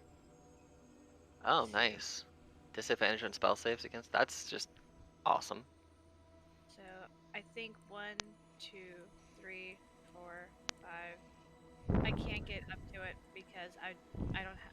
I can't get into a straight line. So Do diagonal lines count as straight lines, or does it have to be like a straight line? Horizontal, vertical? Diagonal line is a straight line. Yeah. Okay. I just didn't know for sure or not. Oh, you're good. I'm just trying to be careful about phrasing. I'll actually stay behind Laryless because I don't like having someone behind me. And Okay. I will lightning bolt. And I'll do it to where I don't hit Tessa or my pup. And I'll cast it at level 3. As you go to cast Lightning Bolt, he does to you what you did to him and snatches your magic out of the air and counterspells your Lightning Bolt. You can try and counterspell his counterspell. That's up to you. She'll just look and stare intently, and then curse in Orcish and end her turn. Okay. That's a... I gasp at your foul language in Orcish. Isn't most of Orcish foul language, though? No, it's an elegant language. It just This is sounds the foulest angry. thing. It's like German. Orcishly. Yes, Orcishly, exactly. I'm going to hold out my hand and line up a chaos bolt, which I get advantage with because he's glowing. Glow attack. Was sagt zu mir? 15. As you cast this Chaos Bolt, it doesn't seem to take precedence. It does not hit at 15. You do have your bardic inspiration. Yes, I'm going to use my bardic inspiration. And do. And I'm out of bardic inspiration, but we have another bard That'll in the hit. group that could do it. That'll hit for 21 total. Yes. And it's going to be that's a 4 and a 7. We're gonna make that psychic damage, and it's just gonna be screaming in his head, which will sound like a very angry Minotaur roar in his head.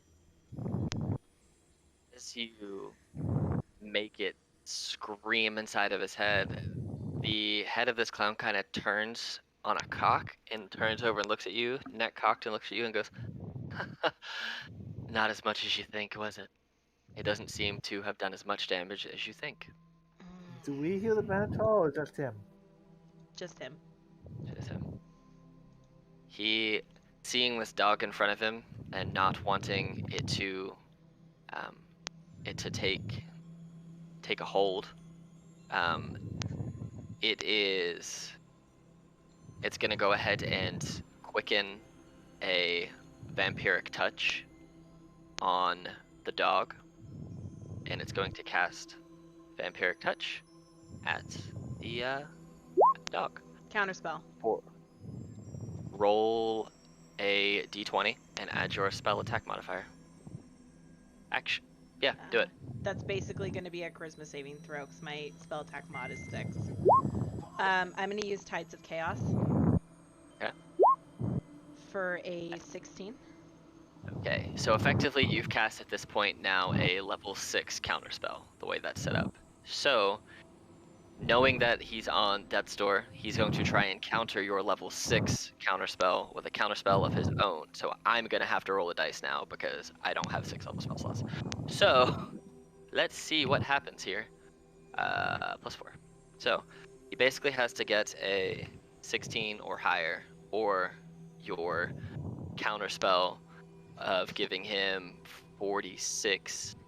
No, yeah, of giving him 46 life left will fail. So I need a 16 total. Here it comes. Yes! Damn. So, alright. So he quickened a spell, and then he counterspelled using his reaction. So he has an action left still. Running out of spells very quickly. Looks over at you.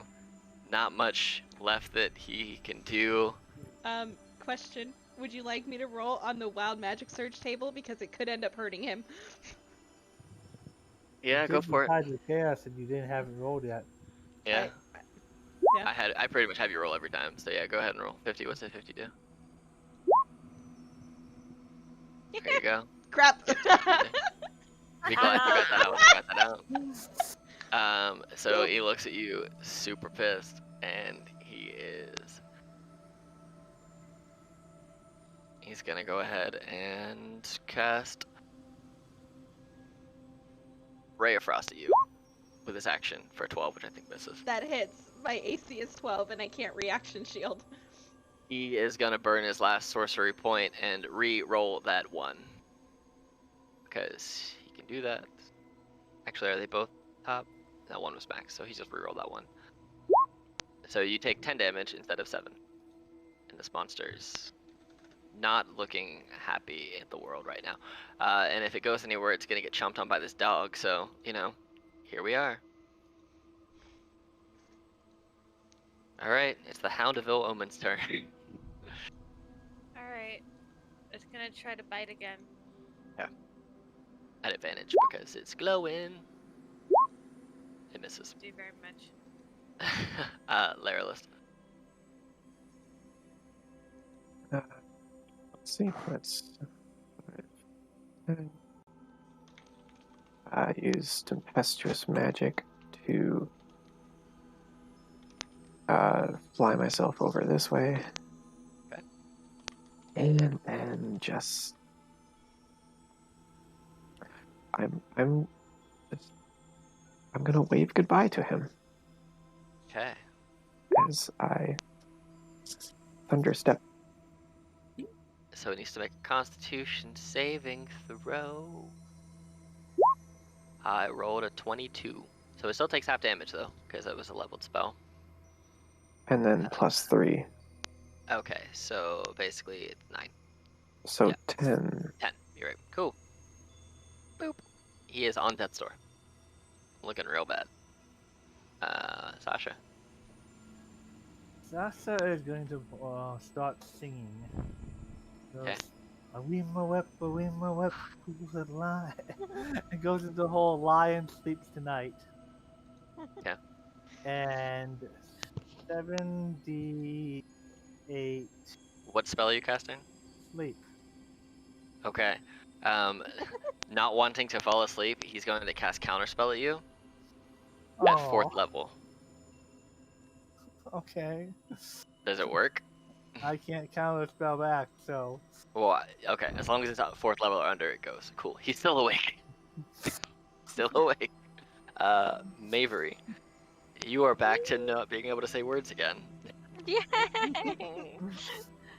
I would like to use Go clap at him. an opportunity. Go This is clap real at him. great on that. Yeah. I guess that's all I can do then, So, whee! Or if I'm you kill gonna him roll with a Sasha's thunderclap. performance on her song. Oh my Even god. even though it's not doing As anything. you walk over to this clown and you just like smash your hands together in a clapping motion, effectively over both ears of this clown, you see the eyes start to roll back in the head and they start to twitch a little bit, and then they fall broken to pieces to your feet. Dead. Blah, blah, blah, blah, blah. I was gonna say she has to cheer, but Bubbles. Tessa's in the corner doing the same thing, Bubbles. Sasha had a 20 on her song, even if the magical effect wasn't there. Nice. As you and as he falls, magic emits from their body. And this is for the clown. The clown automatically fails too because he's dead. He just urinates everywhere, expels his splatter. As the clown falls, you see this weird crystal start to float up out of the chest of this clown, and it starts to glow this bright blue silver color, and it seems to suck, like it almost looks like a wormhole, and it sucks all the broken glass up. It gets to be about 5 times the size, and then it implodes on itself and explodes, sending all the shards of glass back into the frames of the mirrors, rebuilding the whole hall of mirrors.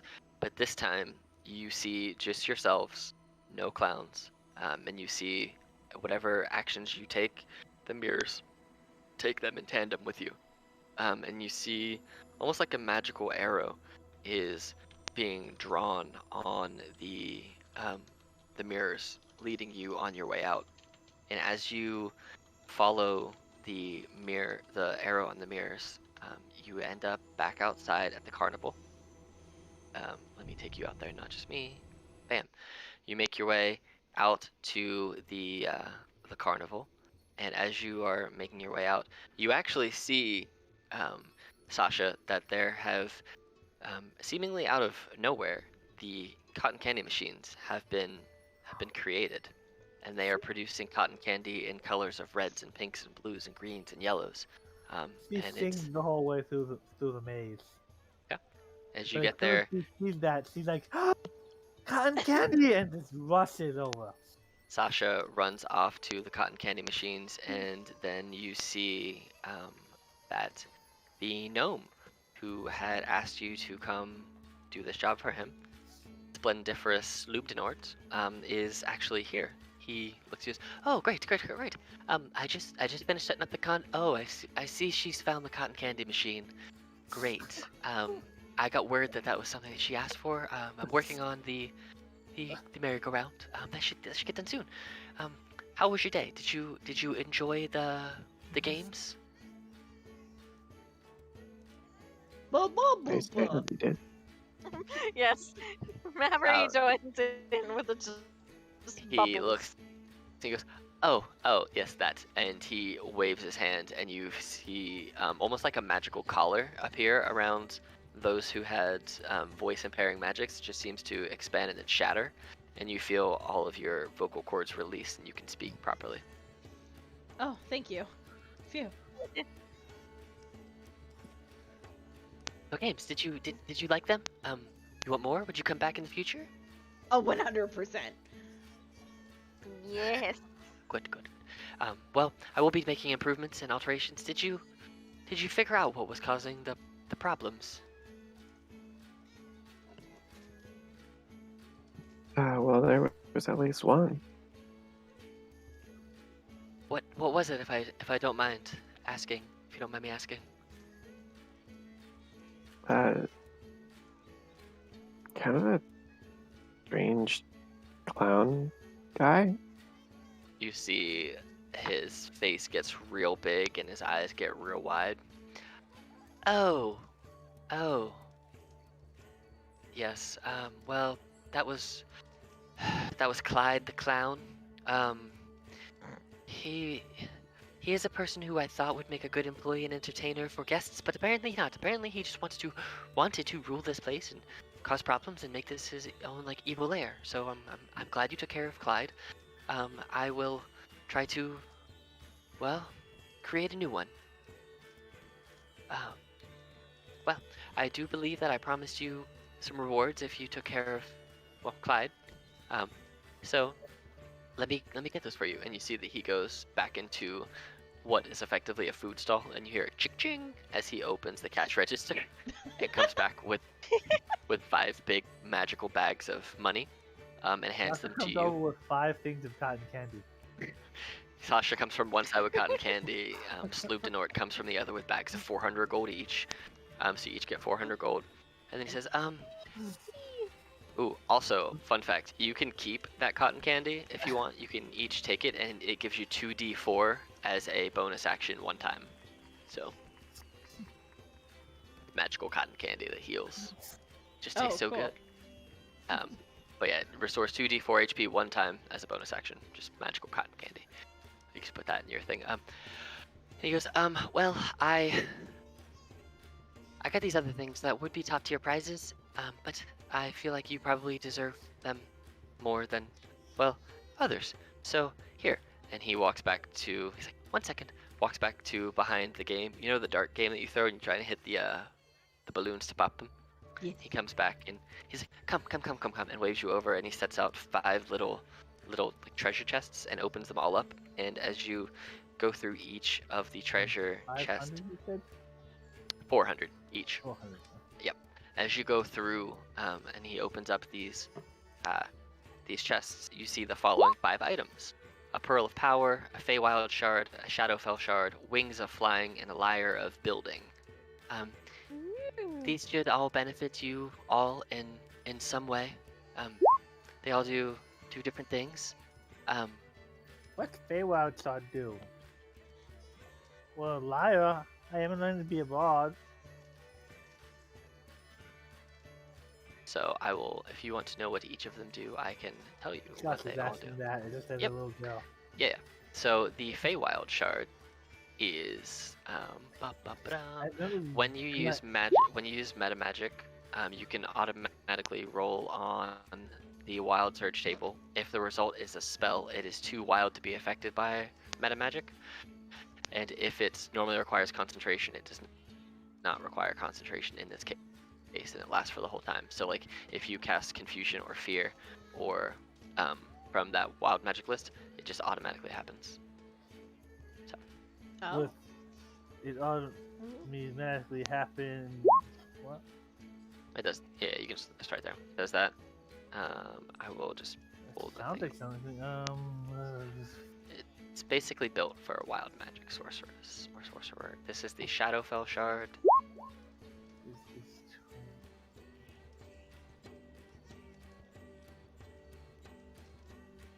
Flying does this. Basically gives you little wings. Too wild to be affected by your meta magic. And if no one The Lyre building, and everybody, I assume, knows what a Pearl of Power does without the explanation on there. Honestly, Right. I Um, actually have one from a previous game, so. I had to sell it to Haha. revive 2 people. Oh, damn. There you go. The Pearl of Lindsay knows who. yes. who, me? No, I know.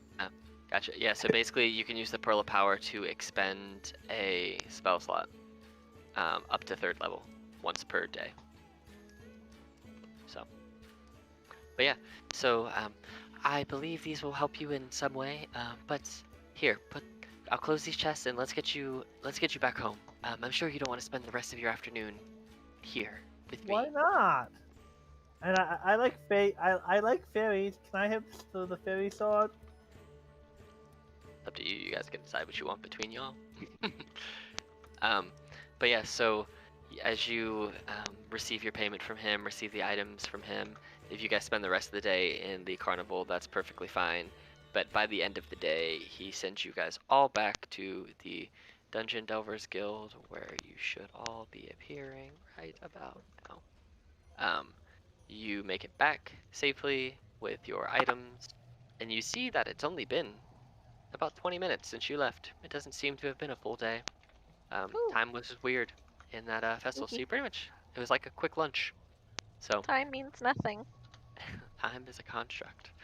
So, that is all we have for today. Hopefully you enjoyed the game. I had fun running it.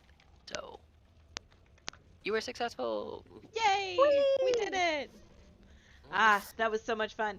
Thank you so much, Alex. That was a blast. I'm sure everybody else had fun too, but I can't speak for everybody. Yes. But I can speak for myself. Definitely that was fun. chaotic and magic-y. Oh, yes. Yes.